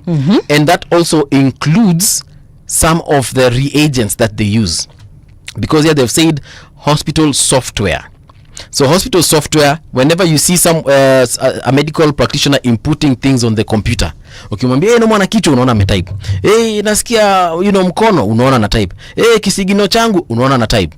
So just know that has also gone up. So that how does that affect the price that you're paying in hospital? So that means that chances are when you're going for your consultation, if you were paying 500 shillings for consultation, do not be shocked if now you have to pay 800, because they are paying extra also just to use that software on you. Medical consumables, things like the cannulas when you go to the hospital, kale kakitu kanikangwa kwa mkono ndio wekwe drip. Ako pia bei imeongezwa. Even the drip equipment itself imeongezewa bei imekuwa they have removed value added tax exemptions. So it's not that imeongezwa tax, but now the exemption has been removed. So that means that item is now taxable. You understand? So that means consumables also such as even the medicine consumables such as when you go to hospital and you might need a catheter, hiyo pia imeongezeka. Watu wanatumia zinaitwa hizi vitu pacemakers. That is a medical consumable. Well, let me ask you a question. Don't you think that such kind of equipment that they needed to at least hiyo tax ilikuwa inatakiwa ibaki, hiyo exemption ilikuwa inatakiwa ibaki pale? Because those are things that they touch on matters health. And we said some of these things that touch on seriously basic needs for a human being. We, as a country, we really need to check on them. So actually, there's a story here on Business Daily. They're saying the cumulative effect of these three proposals, what we just mentioned, means increasing cost pressures for insurers. And as a result, they will raise premiums and potentially roll back affordable product design, posing a real risk of clients like the one that was mentioned in this particular story, downgrading or opting out entirely. So if you're going for things like dialysis, that's a serious issue in this country. If you're going for things such as chemotherapy, radiotherapy, for diseases such as cancer, things are going to get thick for those patients. Well, okay, I'm just thinking critically and loudly about what do you think? Could also that be one of the ways of pushing Kenyans into getting into the universal healthcare? Come again? What is pushing Kenyans to do what? That because now you'll not be going to the insurers. You will not take that private. You will come back to the government one. But you see, for the government one, it is a sort of kind of under the tones, it is mandatory. Because even your insurer, even your insurance agent or your insurance company will require you to provide them with your SHA. First of all, you must provide that. Well, not necessarily first of all, but if you're having a critical condition that might need admission, lazima utahave kukuwa na SHA. They'll ask you for the SHA first of all. Because SHA pays for example, when you're going to a private hospital, SHA pays for the bed. Okay, and then the insurance agency or the insurance company are not going to pay for something that SHA needs to pay. And I'm saying this because I know of a patient who was admitted at one of the hospitals here in Nairobi, and he was admitted for a couple of days. I think it was like 5 days, and the insurance did not pay for the bed because walisema hiyo ni SHA inafaa kulipa.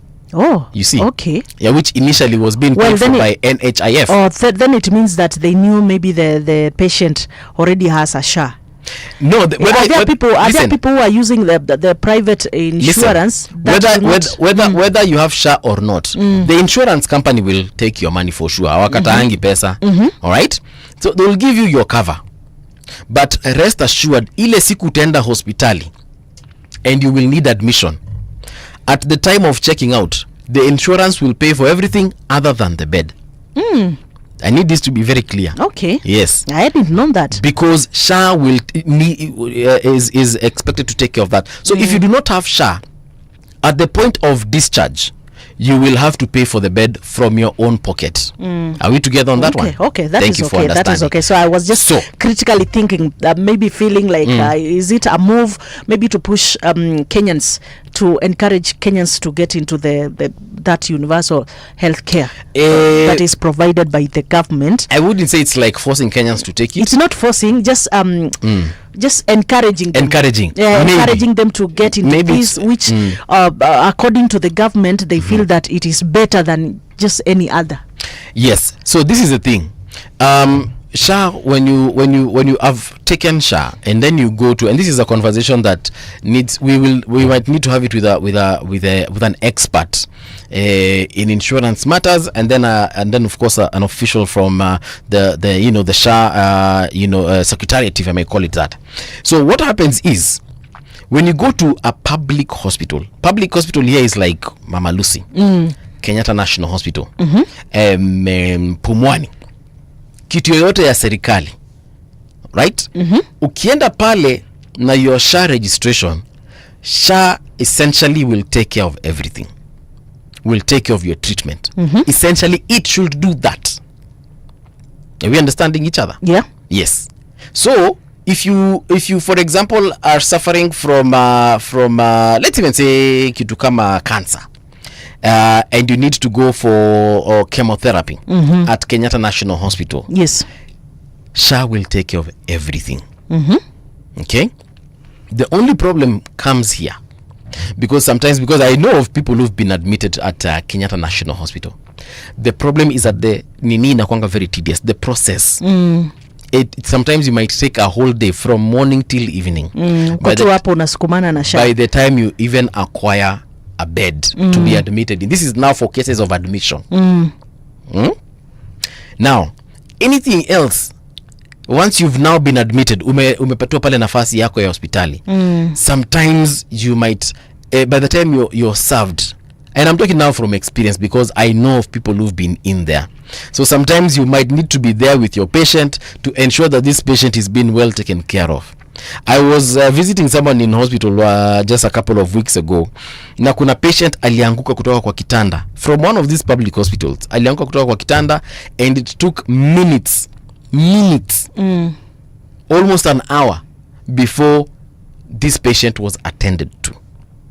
Na ameanguka kutoka kwa kitanda peke yake. So as much as we want to take up SHA, yes, we are taking it, but majority of people sometimes will opt to go to a private hospital. Hata kama utahave kujilipia kutoka kwa mfuko wako, because it's not every day you might need admission. Okay. But once in a very blue moon, you might need to go to hospital to get admission. So long story short, it is important first of all to have your SHA. Please say, and then mkachukue kitu I know there have been stories around it, some of them true, some of them not. Yes. Well, since we have 5 minutes before we finish this hour, let me look at some of the top gainers of this Finance Bill 2025. Please do. I'm looking at KRA, and with KRA is that they expanded their powers to enforce tax compliance, tracking of revenue, and widening the tax base. You see, hata kama walinyimwa that clause of getting into your personal data, I think right now they are getting more powers that will be able to enforce your tax compliance, so that they can be able to track revenue and even widen their tax base. Umesikia kwamba there are some other products ambapo wameongezea nini, there are some goods and services wameongezea taxes, so they are widening their tax base. Yes. I'm also looking at the government, especially the treasury and the development projects, in that they got more money to fund public services, yes, development, infrastructure, and debt repayment. By there, when you look at the budget, you realize that there are some places whereby the government imepata the allocation for such things, it is a bit higher. Yeah.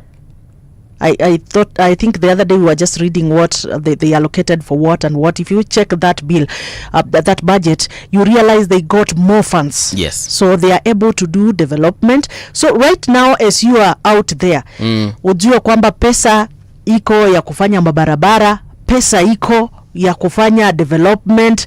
Pia tumetenga pesa ya repayment of debts.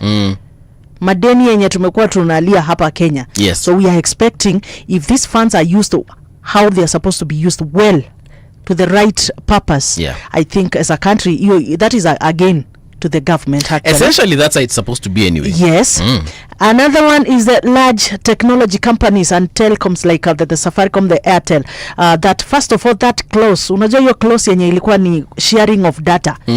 We might think maybe Kenyans might think pengine easy companies, they were happy about this clause. Yeah. But remember, there is a commitment they made to you. Yes. Wakati ukienda kujaza pale wanga, there is that commitment of privacy of my data. The data that I'm sharing with this company is private. So I think they were also in they were like, okay, so what happens? Between a rock and a hard place. So ikipitishwa hii, we have a commitment. They were sure like, if this thing passes, you access my knee, I can be able to take you to court. Okay. Yeah. So I think it is also again for them, and of course some of the areas is that some new taxes avoid heavy burdening of digital companies compared to the previous bills. Yes. Then there's also the private developers not now focused on affordable housing. By the when they were doing the affordable houses, unajua ile kuondolewa ile exemption walikuwa wamepatiwa pale, some of them now wanaangalia wanaona, unajua sasa wacha sisi tuingie kwa zile tuingie kujenga manyumba ambayo yataleta pesa mingi. Ndio. Tutoke kwa zile affordable houses. Yes. So to them wanaingia kwa high tier houses where profits are bigger. Yes. High end houses where profits are bigger, because wameona kama tumeondolewa hii, wacha twende sasa tutafute profit. Well, on tax advisory and legal professionals, there's also again that adds to complexity and new tax rules. Companies and individuals will increasingly seek professional help to comply, creating business for tax consultants, legal experts, and so forth. Then importers of finished goods. Yes. Some legal manufacturers are concerned that taxes now make imports cheaper than locally produced goods. And this indirectly benefits importers, especially in the retail and consumer goods. All right. So those are the top gainers in this bill 2025. That is your finance bill of 2025, and I hope you're happy about it. And the ones that you're not happy about them, usijali, there's always room for change. But right now, Winnie Maganga with the news.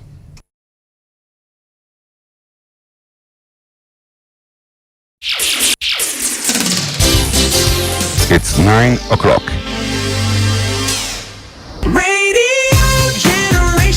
The sound is fine, pump it up, turn it high, all the time. Let the music move you, let's sway. Radio G's got your jam all day. Radio Generation, the home of urban soul.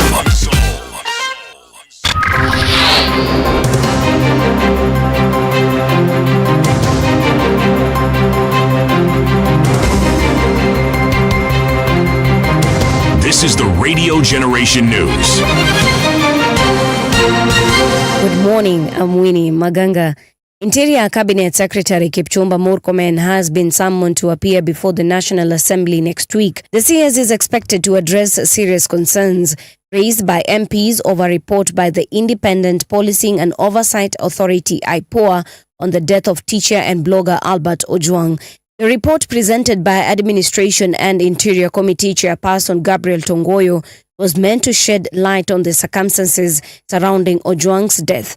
However, MPs found it lacking and expressed deep dissatisfaction, accusing IPOA of presenting an incomplete and contradictory account. But more importantly, I direct that the Minister for Internal Security appears before this House on Wednesday afternoon, so that those with questions, and the questions so far raised by Ivo Bara, Otienda Molo, and Mukunji be availed to him via Hansard, so that he can be able to be interrogated by the House.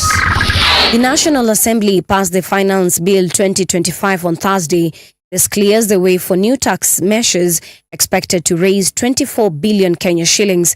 The bill now awaits President William Ruto's assent. Among rejected clauses was a proposal by the Kenya Revenue Authority to access private customer data without court order. The Finance and Planning Committee, chaired by Molo MP Kimani Kuria, argued the plan violated Article 31 of the Constitution, which protects the right to privacy. Of 2025 be now read a third time. I'll now put the question, and I'm satisfied we have quorum. And the question is that the Finance Bill, National Assembly Bill number 19 of 2025, be now read a third time. As members of that opinion say aye. Aye. Will those of the contrary opinion say nay? The ayes have it. 2 men found guilty of facilitating the 2019 Dusit D2 terror attack that killed 21 people and injured several others have each been sentenced to 30 years in prison by Kahawa Law Court. Justice Diana Kavedza said Hussein Mohammed and Mohammed Abdi Ali were key enablers of the attack. She ruled that the sentence will begin with the date they were placed in pre-trial detention. The judge said the assault at the Riverside complex violated the dignity of Kenyans and the sovereignty of the country, and her judgment aimed to give voices to the victims and survivors. The first convict, Hussein Mohammed Abdile, is sentenced to 15 years imprisonment for the offense of conspiracy to commit an offense contrary to Section 23(2) as read with Section 23(4) of Porter. B. The first convict, Hussein Mohammed Abdile, is sentenced to 15 years imprisonment for the offense of facilitating a terrorist act contrary to Section 9A of Porter. The two sentences shall run consecutively. Cumulatively, the first convict shall serve 30 years imprisonment from the date of his arrest. Kenya's Kasarani Stadium will host the final of the 2024 African Nations Championship CHAN. The Confederation of African Football (CAF) has confirmed the final will be played on Saturday, August 30th, 2025, marking a major milestone in Kenya's football journey and a return of the tournament to East Africa for the first time since Rwanda hosted it in 2016.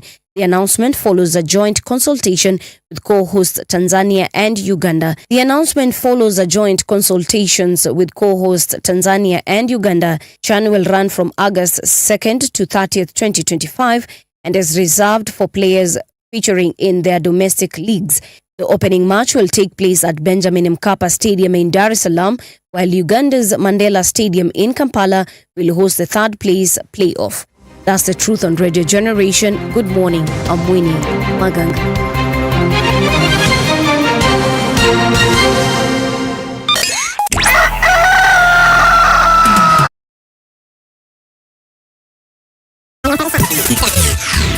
But now there is Radio Generation's The People's Breakfast. Curious and bold, getting facts from the shadows. That's what it is. Now, as the city wakes and secrets stir, a bright new voice shines. The People's Breakfast. Your morning, your voice, your journey. Good morning. Good morning, my neighbor. Welcome to the home of hard truths and bold insights. Radio Generation. Indeed, welcome back. This is Radio Generation. 5 minutes past 9 o'clock. This is the People's Breakfast as well. And we are definitely the home of hard truths and bold insights. My name is Mungala Mbuvi. My name is Triciah, Wayua, and of course in Mombasa 90.7, Malindi 92.1, Lamu 92.6, all the way from Garissa 89.5. You can follow us on our social media pages at Radio Generation Kenya, Facebook, Instagram, Twitter. My guys on Twitter, thank you so much. You guys on X, you're just so awesome. They are tuned in and following the conversations right here. So if you want to join the conversations, kindly follow us at Radio Generation Kenya. That is both on Facebook, Instagram, TikTok, and also on X platform. All right.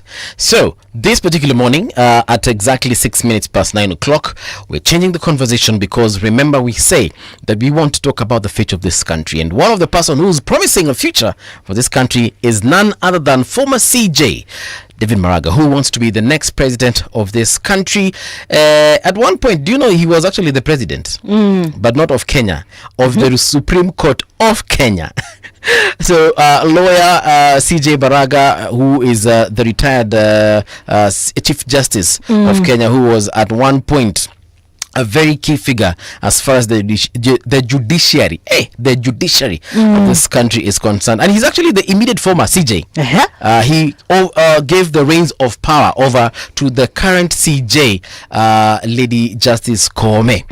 So this morning he has outlined his what is it called, his intention and why he wants to be the president of the Republic of Kenya. You know, just the other day he confirmed that he will be going for the presidential bid 2027, that he'll be in the ballot, and of course he has been backed by some of the clans, and even he's also gaining the youth support, that is the Gen Z. Is he now? Yeah. But the youth are supporting a lot of people. No, on a serious note. On a serious note. The youth are also supporting people of reason. People they believe. Integrity. People they believe are of reason. People they believe are of integrity. People they believe are of benefit to this country. For instance, they have also voiced their support for Okiya Omtata, the current senator of Busia. Okay. Yes. The youth have also supported in the past Boniface Mwangi when he was vying for the seat, was it Starehe? And he lost that seat. So support hapa kwa mdomo na pale kwa ballot box. And they are different. Two different kinds of support. By the way, they are two different kinds of support. But of course, you know, anytime people are supporting you hapa kwa mdomo, by they do not underrate it. Because a lot happens when I come and I'm like, Mungala, mimi naona mimi Maraga ndio anatosha. Yes. Somehow that just telling you that me naona, because you know you're gonna ask me why do you think so? Yes. Of course I'll give you my reasons, and somehow people get convinced. Yes. People get convinced and they're like, oh, by the way, I did see this person from that perspective. Yes. Right now I'm seeing this leader in a different perspective, and that sometimes and most of the time influences voting also. He has officially declared himself, that is David Kenani Maraga. Justice David Kenani Maraga. Amesema that he is officially the Gen Z presidential candidate. Oh, okay. Well, he is known for integrity, constitutionalism, and also nullifying the 2027 presidential election. This was one of the historic and bold legal move that was once has ever happened in our country. Okay. And like we said that the other day. Yeah, it was on Wednesday when we said we had never experienced something of the sort. In 2017, when he nullified the election after a petition by Right Honorable Raila Amolo Odinga. Yes, and we went back to the ballot. And the entire opposition, they came out and they said, hapana hapa kidogo kuna hesabu tuelewe. And of course, because of that, it angered those who had believed to have won that election. We're talking about President Uhuru Kenyatta. Yes. And Deputy President William Ruto at the time. And we went for a runoff, which was forfeited by Right Honorable Raila Odinga. He said that apana, he doesn't believe that this process is going to be fair because, you know, the IEBC was the same one that had conducted the previous process. So he said, hii kitu bana mnatuchezea karata na akajitoa. Anyway, that was CJ Maraga for you. Yes, and I'm also looking at is one person who is known for his stand. Yeah, akisema kitu amesema. Is also a leader we've known as someone who has morals, and tumemwona kama mtu wako so spiritual. And you remember wakati fulani akisema kwamba mimi on a Saturday, yes, I will not come to court.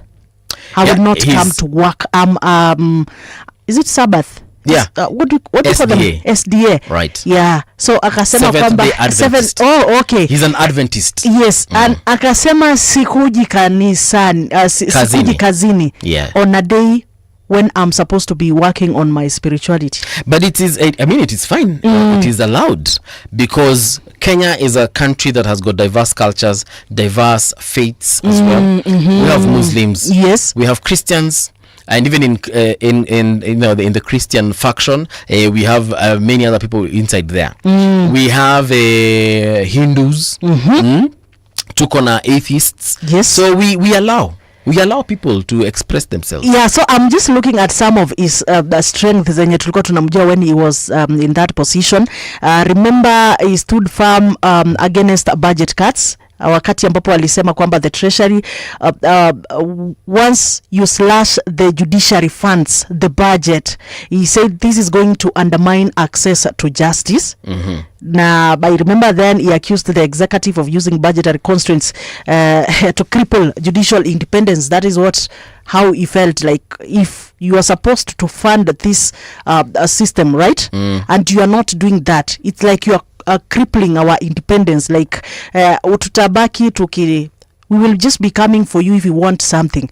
So he felt that as judiciary, they needed to have their separate budget. They don't have to come and beg. You see? True. Yeah, they don't have to come and beg. Then there's also what I like is the launching of a judiciary transformation framework. Right. Yeah. Unajua Kenya, most of the time kuna cases, kuna mtu alipelekanga kesi yake kotini 1980. Yes. Unapata kesi imekuja kusikizwa 2025 and there were a lot of system challenges in terms of maybe the proceedings, vile mnapanga kazi, and I think that framework that he came up with really cleared a lot of backlog that was there in terms of cases. And also unakumbuka alileta, he is the one who introduced the issues to do with mediation. Right, there are some cases that you don't have to go, you can mnezongea msikizane. Yes, you can say okay, wacha tuongee kando. And this, by the way, reduced the number of cases zenye zilikuanga pending. True. Some cases were just about family issues. Mnezongea kama brothers. Yes. Mnezongea kama parents na watoto wenu. Yes, you don't have to come to the court. And actually even sometimes you can find it a couple of problems. Bedroom matters. Yeah. Hizo ni vitu mnaweza mkaongea kule. Si lazima mjianike in public. Sasa nikuje niseme hivi juu yako, no seme hivi. Like the issue I told you about Mulamu and the girlfriend. Those are things you can talk outside the court. You can talk outside and resolve them. They don't need now to wait. Then there's the issue of digitization. Of course, he led the digitization reforms in the court system. He also did a decentralization of courts. I remember na by the way kuna a lot of infrastructure zilijengwa in relation to judiciary. Yes. Kuna majengo mapya kule Mombasa ya judiciary ambayo yalijengwa, by the way unapata kwamba the place are so many places you can go, like kama cases. Wajua kuna some other times unapata kwamba in that courtroom amna hata courtroom ya kwenda kusikiza kesi. Ndio. But these are some of the things that he really pushed and reformed. Then, of course, there are so many other things of like upholding of judicial ethics, being a very devout Seventh-day person. Najua kwamba kuna ile kwamba alipush for personal integrity. I'm supposed to be in church this time. Yes. I go to church. Right. And also, I am not taking any bribes from anyone. I'm not taking any bribes. We shall take this case to the very end. Yes, yes. So these are some of the things that we know Maraga for. Right. And of course, these ones, all of them, they are good for us. Yeah. Ni vitu ambazo zote zilikuwa zinatufaidi. Of course, pushing for the judicial independence.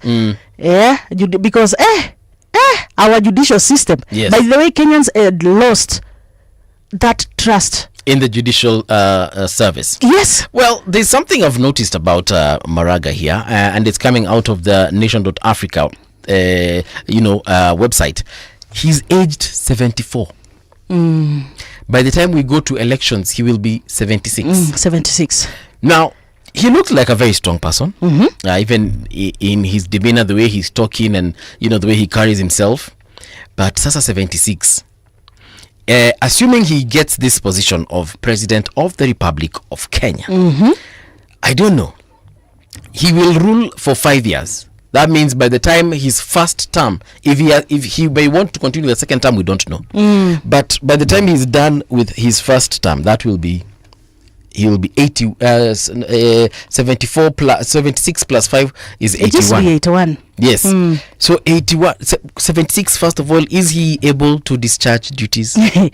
What Okay, why are you asking that? I'm asking because it is a legitimate question. Me, I know people who are in their 70s. I have uncles, for instance, who are in their 70s. All right?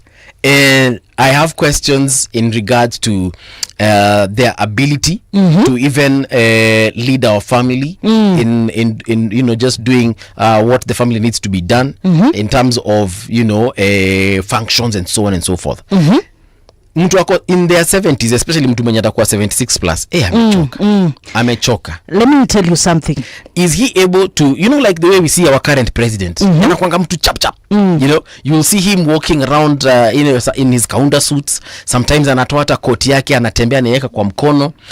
You will see him sitting with the youth doing some few TikTok videos here and there.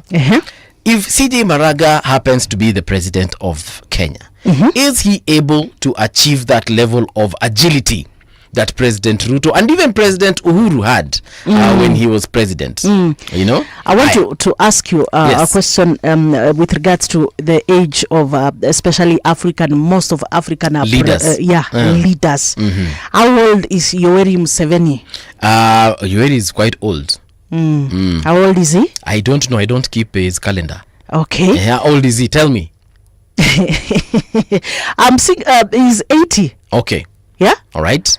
Okay. I'm just looking at several of them. Most of the leaders, the African leaders, presidents per se, and most of them they exceed 75 actually. And that's okay. That's 75 fine. And they are doing just quite well in their countries. Listen. So I'm not seeing a problem with maybe let's focus on Kenya. Yes, sawa. That's what I'm saying. So I'm Yoweri na kina wale wengine wote umetaja ama unataka kutaja tuachane na wao. So that's what I'm saying. Tuongee juu ya huyu mwenye anataka kukua wa Kenya. Kwa sababu mimi Yoweri Museveni anisaidii kwa vyovyote vile. No problem. Exactly. So I was saying, in short, I was saying, if these other people in that age, they can be able to discharge their duties, their roles well. Yes. Why not him? Okay. It's a fair question. Provided the constitution allows him to vie for that position, then it is okay. Let him go ahead. He has also said that I am not going to dish out funds. This is what has brought this country down to where it is today. People with money buy your souls. They don't care about the country. They just want to recover what they spent and accumulate resources. He also said, noting that he would reach out to Kenyans to crowdfund his campaigns. Now, if Maraga happens to win the presidency, we're gonna of course have a shift, and it's a paradigm shift, like Kalonzo Musyoka once said. But there's a question here I want to ask. Campaigns are not easy, and I said this also about Okiya Omtata. Okay. I also said this about who else? About Kalonzo Musyoka. Campaigns are not easy. Campaigns need you to be all over the place. Sleeping sometimes late into the night, or sometimes even not sleeping at all, depending on the activity of the campaign that you're doing. Do you feel CJ Maraga has got that ability to keep up with the shenanigans that come with campaigns? For example, he might need to stand in the sun for a very long time addressing crowds. Akitoka from one end of the country to the other. Let's even say amekuja mahali kama Nairobi County. He's supposed to move maybe from Ngong Road, au atembea akiongea na watu aingie Kibra, aongee na Wakenya, atoke Kibra aingie Lang'ata, aongee na watu, aingie Otiende, aongee na watu, across over, aingie Mombasa Road, aende South C, South B, apande hivyo juu kidogo, ajipate Imara Daima, amalizie Mulolongo. Do you think CJ Maraga has got the energy to stand after every point and talk for almost even 20 minutes outlining his campaign manifesto? Yes. Well, this is what I will say. Si tuliona hata juzi. Tumeona viongozi wakikimbia hapa na pale. Tumeona hata baba hapa na pale wakifanya campaign. So why not him? And again, the joy of the Lord is my strength. Yes. That's what I'll say. And this by is on a daily, Yes. It's on a daily, or at least several times in a week. I think there's no problem. He can. And again, that is why now we come back to this point of Kenyans. Do we want to vote for somebody because they are coming, wakitokea kwa hizi nini za magari, naitwaje, hizi gari zinakuanga open hapa juu. What do you call them? This is my politicians. Yes. See, like the Prados and the yeah. So my question to Kenyans, do you want to vote for somebody just because they are making a lot of noise? Do you want to vote to somebody just because they have come with many cars? Yeah, they have come to convince you with many, and actually most of the things that happen during campaigns is just noise. So I just want, this is just a question to Kenyans. It is a question to fellow Kenyans. Yeah, because I'm a Kenyan, allow me to answer you. Okay. I'm not Ugandan. I want Kenyans to answer me, but then it's a question I want Kenyans to think about, because I think most of these times we are tunajipata we are voting for people just because of how much noise they can come and make. Yeah. Can I answer you that question? Okay. Do. We are talking about CJ Maraga here. CJ Maraga looks like someone, even if he's going to make noise, it's going to be organized noise. You know. Now, he wants to talk to Kenyans, and ask for our support so that we can send him to State House. All right.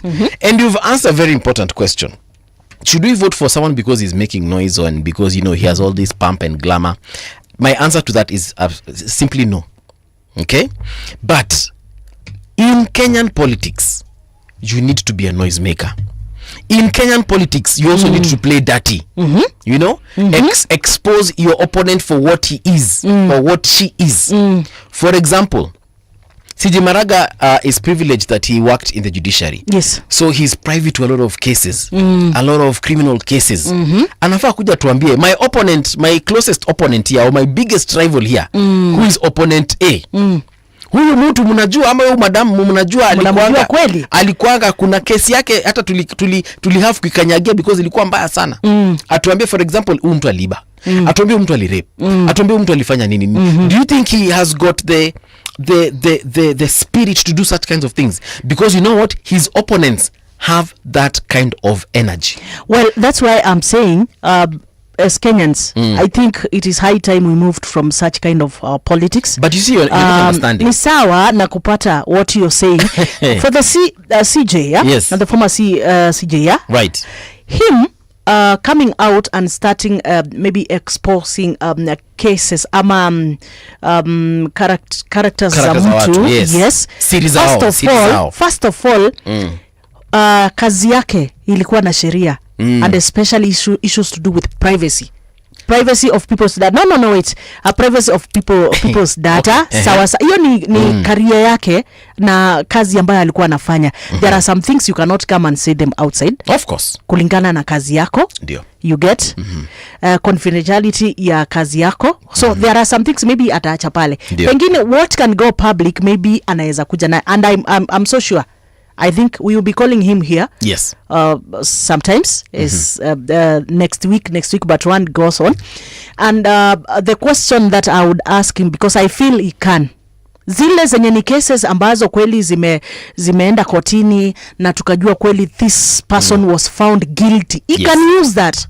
I don't think, why do you think he cannot use that? Now, let me tell you what I was driving at when I said that his opponents are willing and ready to play dirty. I did not say that CJ Maraga will now come with a list and tell us, oh, did you know Patricia did this one time? Oh, do you know Patricia did? No. Of course, him as CJ Maraga will not do that.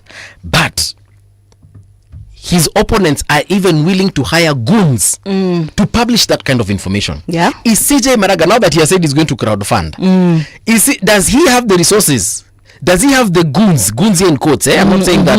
Does he have the manpower for people to play dirty on his behalf? Because he can come out and say, simliona hata juzi fulani imesemekana aliua fulani.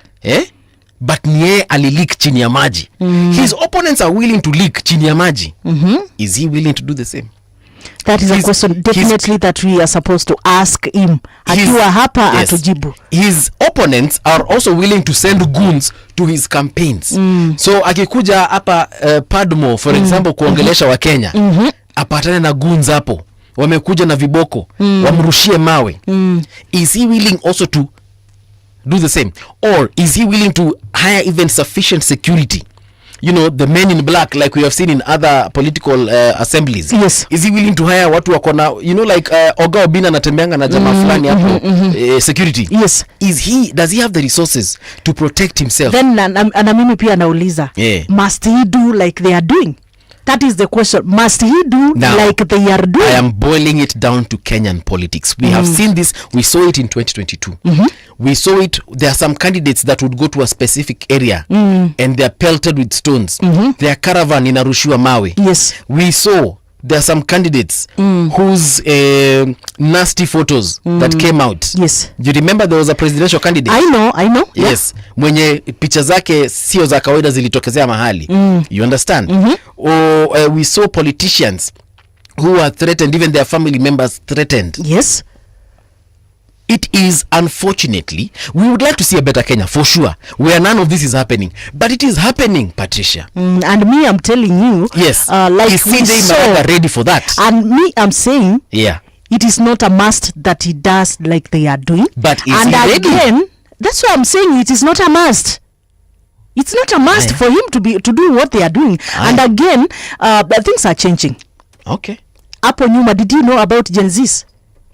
In what? Well, in terms of what they are capable of doing. Oh, in 2027, did you know of that? We were not having conversations around Gen Zs. Yes. We were just talking about the youth generally. So what I'm saying is, I think the perspective towards election in our country is changing. Yes. And therefore, at year 2027, such things that we are used to seeing, the what we are calling it the norm of Kenyan elections may not happen. And that is why I'm saying, si lazima Maraga afanye like they are doing. You're not understanding my question, Patricia. I'm not saying that he goes now and hire goons to throw stones at his opponents. I am just saying, is he ready to deal with that kind of situation? Number one, is he ready? Is he ready to be maligned the way people have been maligned? Is he ready, basically, to face his opponents who probably are going to be goons? Akaange akijua hivyo. Na yeye katika position ambayo alikuwa, we all agree it's not that hizi vitu zote unasema anazijua. Uko na anazijua? Yes, na ndio maana watu wanasema ukiyavulia maji sharti ufanye nini? Uyaoge. Unajua vizuri nimeenda kufungulia tapu ina maji baridi. Nataka kuoga, nitaoga. So I think one of the most informed in terms of what has been happening in our electoral scene is the former CJ Maraga. He knows what has been happening. He has been there for a couple of years. So he knows a majority of what happens in the political scene. So I tend to believe, kwa sababu amesema nataka, he is ready. Mtoto amelilia wembe apewe. Yes, he is ready to do whatever he will do to ensure that anapata whatever he wants. Wacha tufanye traffic kidogo hivi before turudie haya mambo ambayo kidogo yanaleta joto kwenye studio. I'm looking at Lamu right now, and if I refresh my browser, I can tell you for a fact that Lamu doesn't have traffic. Tulisema Lamu anatupata on 92.1. Yes, 92.6. 92.6. Yes. All right. So if you're listening to us via 92.6, just know that I'm giving you the traffic updates in your area, that is Lamu. It's now 9:30, and you guys either mshaingia maofisini mkatulia ama punda huwa has caused traffic, which is a good thing. Maybe something that we need to look at as far as Nairobi is concerned. So looking at Kenyatta Road all the way coming from north to south, things are not looking bad. Munasonga huko vizuri sana tena sana. Chronicle Path as well, it's looking good. There's when you're coming from Lamu Palace Hotel and you want to go up Kenyatta Road all the way to Lamu Museum, everything is looking good on your end. Yeah, well, you want to give us Mombasa, tupite Mombasa. Lights kengeleni kwa sasa naambiwa kila kitu clear, ni ile tu kidogo ya kawaida. So watu ambao wanatumia hiyo barabara, you are good to go. within town, the CBD of Mombasa pia naambiwa kila kitu iko sawa. Area ya Posta, area ya Mwembe Kuku, Mwembe Tayari, kila kitu iko shwari kabisa. Pale Ferry also things are quite okay. Barabara ya Ndongo Kundu pia everything is quite okay. Back to Nairobi, Pangani area kwa sasa hivi naambiwa things are better, looking better than what it was the last 30 minutes. And also the areas of Kariakoo also naambiwa vitu are better. They are better than what it was before. Pale stadium also things are not that bad. All right, that is the traffic update as of right now. Maybe in a few minutes something might change. We'll definitely let you know. If there are any incidences you think we should know about, please find us across all our social media pages. That is at Radio Generation Kenya or Radio Gen KE. Traffic on Radio Generation. All right, we're still talking about this is Radio Generation. Sorry about that. I keep forgetting, by the way. Yeah, so we're talking about one CJ Maraga, who wants to be the president of Kenya. And like we said, we wish him all the best. A couple of candidates that we're going to be discussing, of course, going forward. So CJ Maraga has outlined why he's running for president. And he said earlier on, in a conversation with the press, that he said his bid was especially fueled by the need to fix Kenya. Yeah, this has come as a result of what has been happening in the country. To see our young people being handled the way they have been handled is something that is extremely worrying. Yeah, he said this while speaking to the press, and he said that he made the decision after consultations with various people, including friends and other individuals within his family circles. And he said that it's not right to allow people in leadership to allow the country to be in the poor state it is currently in. Yeah, we need to think about that seriously, and it is as a result of that reflection that I have made my mind that I will run for the presidency in 2027. He has also said that he's going to be crowdfunding so that he can see if Kenyans will come through for him and help him fund the campaign. Now, someone might be asking, hey, lakini he has worked for a very long time. By the time he's 74, when he hakutengeneza pesa enough ya kuingia politics.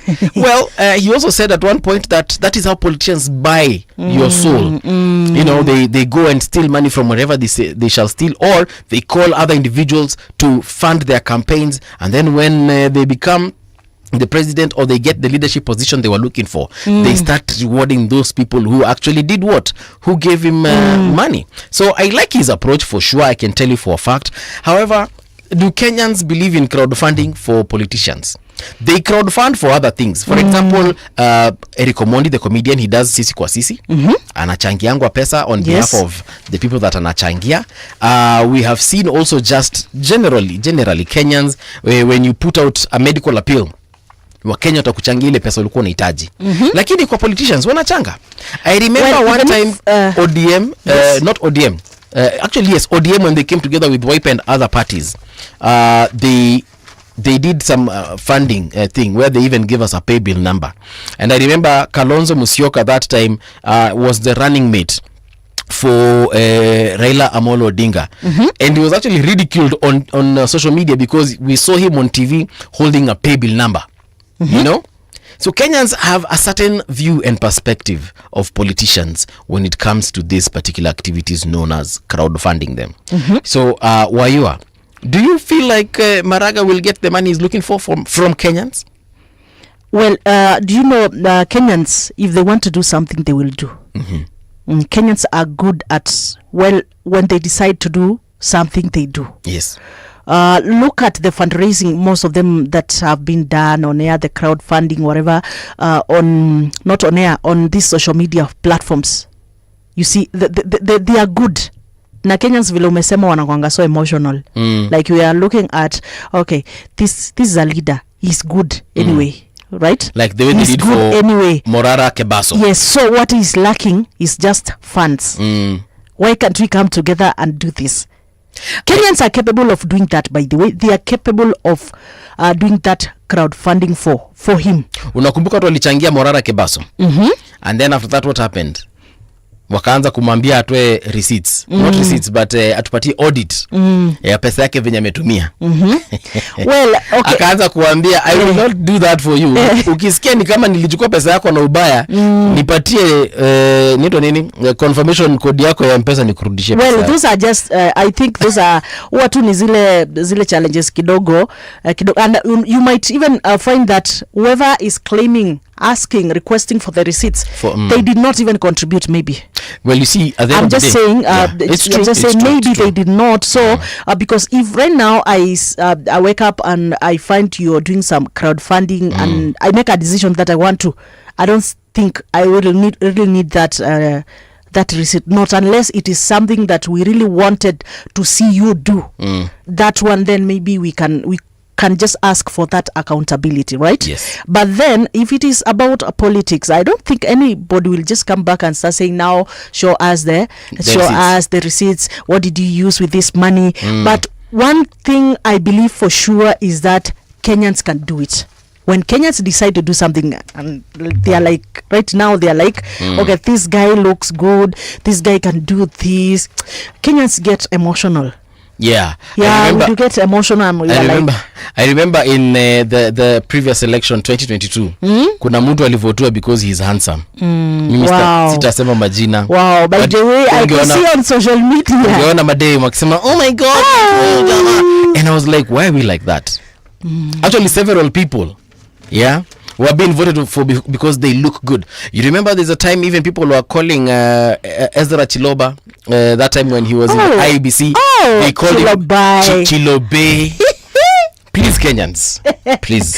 Let these small things not distract you from the goal. By the way, hizo ni vitu zenye hata emotions most of the time they distract you from making the right decision. Like unahurumia mtu, you forget, unampatia kama ni kura yako, but you really never meant to give him that vote. So I think come 2027, you Kenyans. Yes, saizi kuna watu wanalia wanasema, what did we do? What did we do? Anyway, so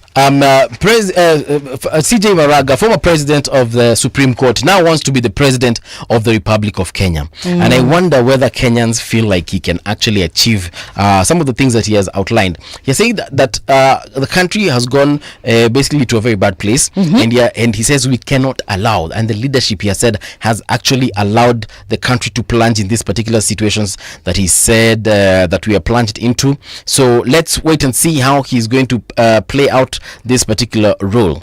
He also calls out for some illegalities and irregularities to be checked out as far as IBC is concerned. So he's been very vocal as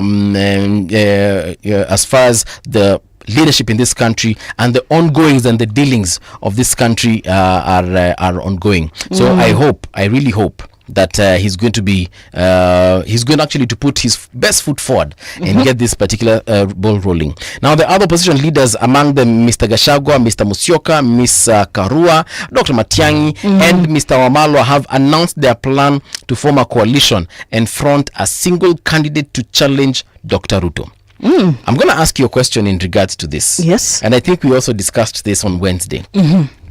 So opposition leaders that have decided to come together, of course Gachagua being one of the most vocal of them. Yes. Then me, I would say the second vocal person is Mr. Musyoka. Then we have Ms. Karua, who's been all over the place. Dr. Matiang'i also very serious about this particular bid. And then we have Mr. Eugene Wamalwa, whose brother at one point was actually the vice president of this country, and he met his demise prematurely while he had just started his tenure as a vice president. So do you think, in your opinion, that we have a strong opposition in Mr. Gachagua, Musyoka, Karua, Matiang'i and Wamalwa? Well, if they come together, all of them, sawa. But wakisimama peke yao, ya kidogo ni challenge. Wakenya for a very long time wamekuwa wakisema that they do not want to remix leaders. And there's a very big section of Kenyans that is actually campaigning against remixing of leaders who've already been there, leaders who've already been tried, and they have been found wanting. I don't want to mention any names or point a specific finger, but the leaders I've just mentioned there, all of them have actually been in positions of power before. That's why I just wanted to ask you, like, why? And we know these people. We know Kalonzo Musyoka has always been there, has been a vice president before. Yes, we know Kina Eugene, they have been in the government. We know the Gachagua, he has been there. So it's not something that tunawekelea watu. They have always been there, and that is one of the things the Gen Zs especially. Yeah. And a majority of Kenya. By the way, I've always been for the fact that why can't we try new people? Yeah. Is it too amassed, too lazima, like those people tumezoea wanakujanga na magari, nini, they're the same people. And that's why I've said there's a section of Kenyans that is actually coming up to campaign against remixing of leaders. And I think this is where now the likes of former CJ are coming in. That is the likes of him are coming in. Kulikuwa na yule pia mwingine alisimama, yule mwimbaji. Yes. Anaitwa nani huyo? Yule mwimbaji tulisema juzi. The name is coming and disappearing. Sabido? No. Githai? No. Mwanamuziki mgani? Mwenye alishaisimama kiti cha uraisi. Ruben. Yes. That is maybe where such kind of leaders are coming in. Ile tu yeye amekuwa kisimama but has never been given the opportunity. And that is why I told you early on when we started this conversation about CJ Maraga. Kenyans like someone who's making noise because they feel like and they believe that the more noise you make, the more they will know you, which is true. Sijui kama umeikuwa na mtu ambaye anaongeanga sana. Kama wewe. Mimi napenda kuongea sana. Yes. So akiongea sana, you are able to know this person. Because people who are silent, for example, if Patricia, I just met you and you're silent, and the only time you talk is when I ask you a question. Yes. See, I don't know you. Because I will ask you, what's your name? You tell me Patricia. Full stop. Where do you live? Uganda. Nairobi. Full stop. Are you married? No. Full stop. Do you have children? Yes. Full stop. You see, now I don't know you because if I want to know you, that means I need to ask you questions. But the moment unakuja panaambia Mbuvi sijakwambia mimi, first of all ninaishi Uganda, mahali panaitwa Kampala, and my husband is an engineer. My children, I have 3 by the way, they go to school. One is in university, the other is in high school. Mwingine ndio amezaliwa juzi ananyonya. You see, now the more you talk, you get to understand me better. Yes. But when you're quiet, hata nikikuja hapa kwa ofisi, I will not choose the quiet people to engage with. I will choose the more vocal ones because I'm able to know them. You relate to them. Like someone like Brian Odura anapenda kuongea sana. So it's someone I can even invite for coffee, dinner, we can go out, we can enjoy ourselves. Lakini wewe ukinyamaza bana kidogo, wa Kenya wanashanga sasa, huyu tunaweza mpatie kiti alafu anyamaze tumuone tu next election. I don't know why you people are seeing some of these people like as if they are so quiet. We need like, to speak out. Like for example, CJ Maraga has been vocal lately, talking against atrocities that the country is facing, and that is a good person because now you know what he stands for. We know him. Yes. Another person who is also very vocal is Wajakoya. Professor Wajakoya, is he a professor? Wajakoya anapendanga kutembea kila mahali. Wajakoya anatembeanga kila mahali, even the way he dresses, he looks approachable. Hata unaweza mwambia Wajakoya anaje buda gota.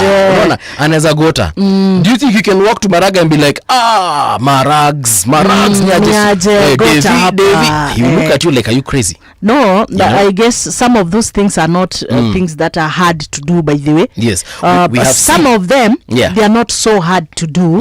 It's only that this person, from the career that he was doing, it's only that kuna tu vitu zingine angefanya before. But now as time is going by, we are expecting kuna some of these things tunaona amebadilisha, but we cannot expect him to be like Sonko. No, let me tell you, the best thing for Maraga right now is for him to be like Sonko.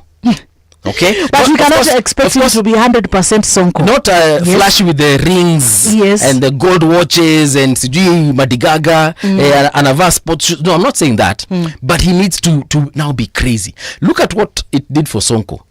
Sonko alitoka out of nowhere from being an MP all the way to being the Nairobi governor. and at every single point he was winning the game. Why? Because he was number one vocal, he was noisy, he was flashy, and people saw that and they liked it, and that is why they elected him. Even when his own party told him, bro, kaa kando, he was like, nope, watu wamesema, and the party had to bow down. They told him, okay, fine, take over, you do what you gotta do. Yeah, na wakajua mali watampata hapo mbele. So what I'm saying is, I'm not saying that now we see CJ Maraga crying in the middle of the night like Sonko did once, and drinking alcohol so that now we can feel like he's together with us. No, but imagine if today Maraga would just come out dancing, do a TikTok, tuone akidance, atuoneshe dancing skills zake. I think that for me as Paul Mungala Mbuvi, I would be like, wow, okay, so he's not, because you see, I've accused him of being old. Yeah, I've pointed out that I 75 by the time we are voting for him, he's going to be 76. Hey, kidogo, is he going to deliver? Is he going to work late if he happens to get the presidency? Is he going to be able to work late into the night? And then we know also age, kuna vitu inakujanga now like certain diseases, illnesses, so on and so forth. I'd like to believe he's very healthy. If he happens to fall sick while in the presidency, what is going to happen? Well, my brother, forget about the issue to do with age, because we are seeing a lot of leaders ambao wako katika hiyo age, and they are not performing. Hiyo age bracket. They are not performing. They can be leaders, they can be presidents, but they are not performing. So for CJ Maraga, mimi nakwambia, kama unanisikiza, and I hope you are, na kama unisikiza saizi, I hope this clip gets to you at one point. Do something crazy for Kenyans. Get onto TikTok, go do skydiving in Diani, just do something crazy. Tukuone huko. So toa ngoma, ita wasanii hapa, kuna wasanii wengi sana. We have Embarambamba. Fanya muziki na Embarambamba kidogo, tuone unaweza changamka. Me, that's what I'm saying. Well, you see now Mbuvi, now you are talking. There are some things we do not expect him to do like the others. There are some other things that he can do that can just make that noise for him. You see, like you're talking of skydiving. Yes. Akienda kule, hiyo ni kitu yenye akienda hajakosea ile I don't know, ile faith yake. Yes. For example, because I do believe his faith kuna some restrictions iko nayo.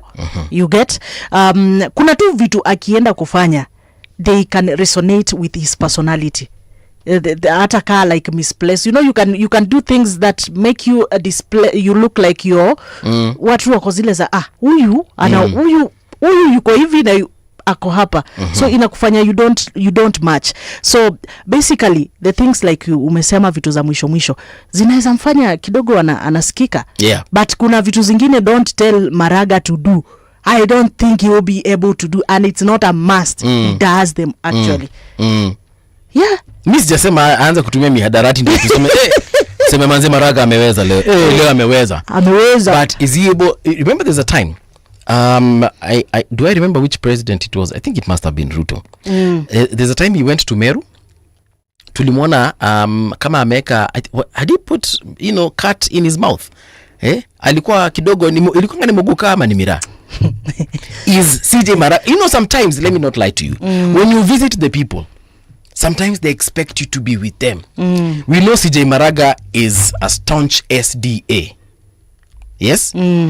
But if he goes to Isiolo, for example, is he able to dress in a kanzu? We see our president currently, President Ruto, kuna wakati anenanga anavaa kanzu kama Waislamu wenzake, especially celebrating such events as Eid, Ramadan, when they're breaking the fast in the evening. Yes. You will see him with Mheshimiwa CS Aden Duale, wako pale State House, breaking the fast, enjoying a meal together. They have sat down, legs crossed, and just engaging in the culture. Yes. Is CJ Maraga able to do that? Because fine, I'm not saying that sasa ende akakule miraa, because mi kama ufai kula miraa usikule. But is he able to go and look at the business of miraa, how it's performing, and ask these miraa vendors, these miraa farmers, where can I help you to ensure that things are going well for you? We have seen the tax bill right now that we're talking about. 500 shillings has been maintained for a liter of the ethanol that is exported. Yes, imported into the country. Is CJ Maraga able to sit with alcohol manufacturers? Right? He might not subscribe to alcohol. Yes. Yes, but that is an industry that is in Kenya and these people are taxpayers. Is he able to sit with them? Wamwambie, Mheshimiwa President, we are facing this issue and this issue. There's an embargo somewhere. There's a tax situation somewhere. But let me ask you. Are you able to help us? Then aseme, okay, fine. And we know you don't drink, aseme, okay, fine. Atishida iko wapi? Hapo kwa nini? Nitasaidia hapo. Hata sisi tunajua rais wetu pia kunywe. Hakunywi pombe. Yes. But things are still working. Exactly. So we have seen for President Ruto. Me, I'm asking for President Maraga. That's what I'm saying. Just like him, we did, because we know our president, of course, is born again. Yeah. Tunajua president wetu ameokoka, si ndio? Kulingana na vile anavyosema. So na tunaona bado kazi zinaendelea. So the same can also happen for him, Maraga. Okay. Mambo yanaendelea tu hata kama yeye hausiki kule. Aende aongee na president. Au nataka aende achukue ile kitita ya miraa. Anaongea kama unajua, now my people. Now inaitwa kuchana ama kuchana. Yeah, of course you won't expect that he will do such things. But basically because these are part of the economy. These are part of the things that form our economy. Yes. Of course, kuna watu ambao wako hizo areas. And for example, you're expecting to be getting the reports and also and for example, the people that he has sent there. For example, you know, companies like EABL, very huge taxpayers in Kenya. Companies such as Kenya Wine Agencies Limited, huge taxpayers in Kenya. And other companies I can mention, like Kiroche and so on and so forth. So if, say, Kiroche is doing a groundbreaking for their new industry in Thika, would President Maraga, David Maraga, go and ground break? Must they call the president? They can call other people. Si lazima president aende kule. We have been seeing the president of Kenya. As a president, you can choose where to go. Dr. Ruto going to areas and launching projects and so on. Well, I know it is a challenge for him.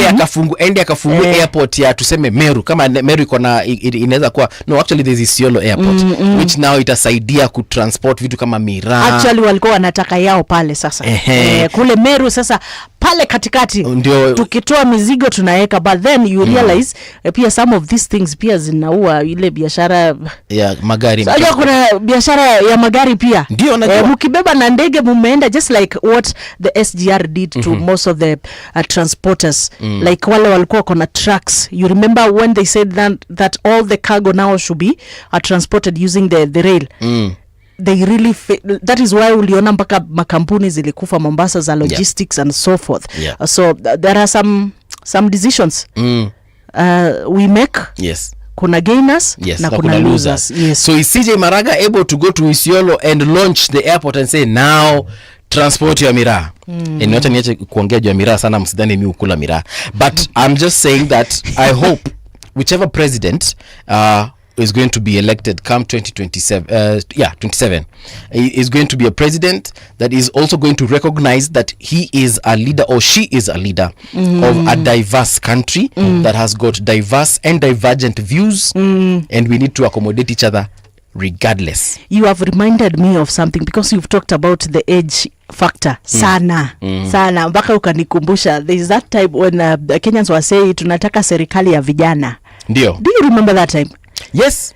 During the time tax. of young tax. Nakumbuka Kenyans saying no, right now tunataka serikali ya vijana. Then wakati the former president aliingia, hii ndio uongozi wa vijana mlikuwa mnataka. Hii ndio uongozi wa vijana. You remember people like you know in this world utafanya this watu wafurahie. Watu watataka ufanye jambo, ukienda kulifanya bado kuna wale wataudhika, bado kuna wale they will not be satisfied. So I think so even to do with the issue of age. Yes. Tulisema tunataka vijana, tukajaribu vijana, wazee wakakuwa wanateta. Hii ndio kitu mlikuwa mnataka. Hii ndio kitu mlikuwa mnataka. Right now tuko na CJ Maraga former. All right. Like I said, I wish him all the best. I hope he's able to deal with the cartels. President Uhuru did at one point say 2 billion shillings is lost daily. Na akatuliza mnataka mimi nifanye nini? His own words. That is our president. Yeah. Whom we have placed everything to do with our country. Yes. Too. Alisema sasa mimi mnataka nifanye nini? Haya. What does that tell you, Kenyans? Ni kwamba most of the time, like I've always been saying here, it's not about the president. It's about the people that he's working with. It's about the systems. Also, the president, our current president, is also facing problems with cartels. Yeah. We can even see in the security sector. Cartels are there.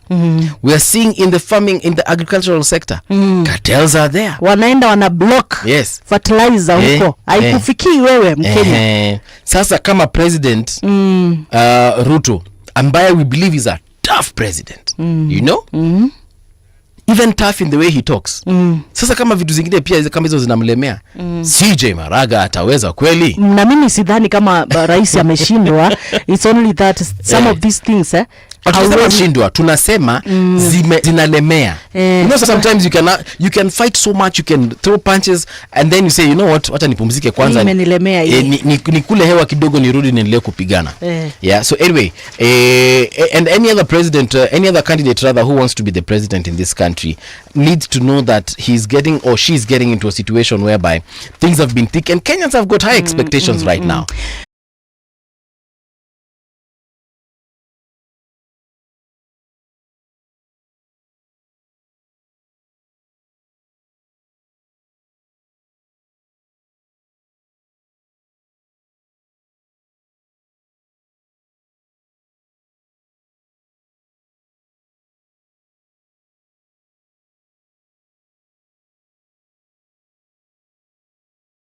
Judiciary unaget atuambie Dr. Fred Matiang'i pia atuambie alifanya nini kuhusu corruption in the ministries that he worked in. Let's not forget that he was in health, he was in education, or not health but education, and he was also in interior.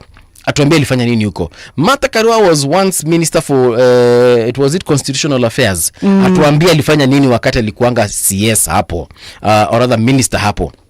Kalonzo Musyoka, Vice President of Kenya, atuambie alifanya nini. Eugene Wamalwa pia yeye alikuanga CS. Atuambie in the ministry that he was given, alifanya nini? Alifanya nini, because that was a responsibility that you were given. Now we would like to know, first of all, have you been faithful with that little that opportunity that you had, so that we can give you another opportunity? And that is why our president asked the CSS, if you have not done it in 5 years, what makes you think that you will do it when you are added more years? That is, you're making it 10. It's been an amazing first week, and we thank you so much for joining us. We are just about to exit in about 20 seconds, and as we do that, we ask you to join us again next week at exactly 6 a.m. Monday. The show is going to be brand new. New aspects are going to be brought in, and new views are going to be added to the show. But we leave you in the safe hands of Brian Odur, who's coming through with Retrobox, and he owes you lunch, by the way. Yeah, so make sure that you tune in. It's been real. Hasta la vista. Hasta luego.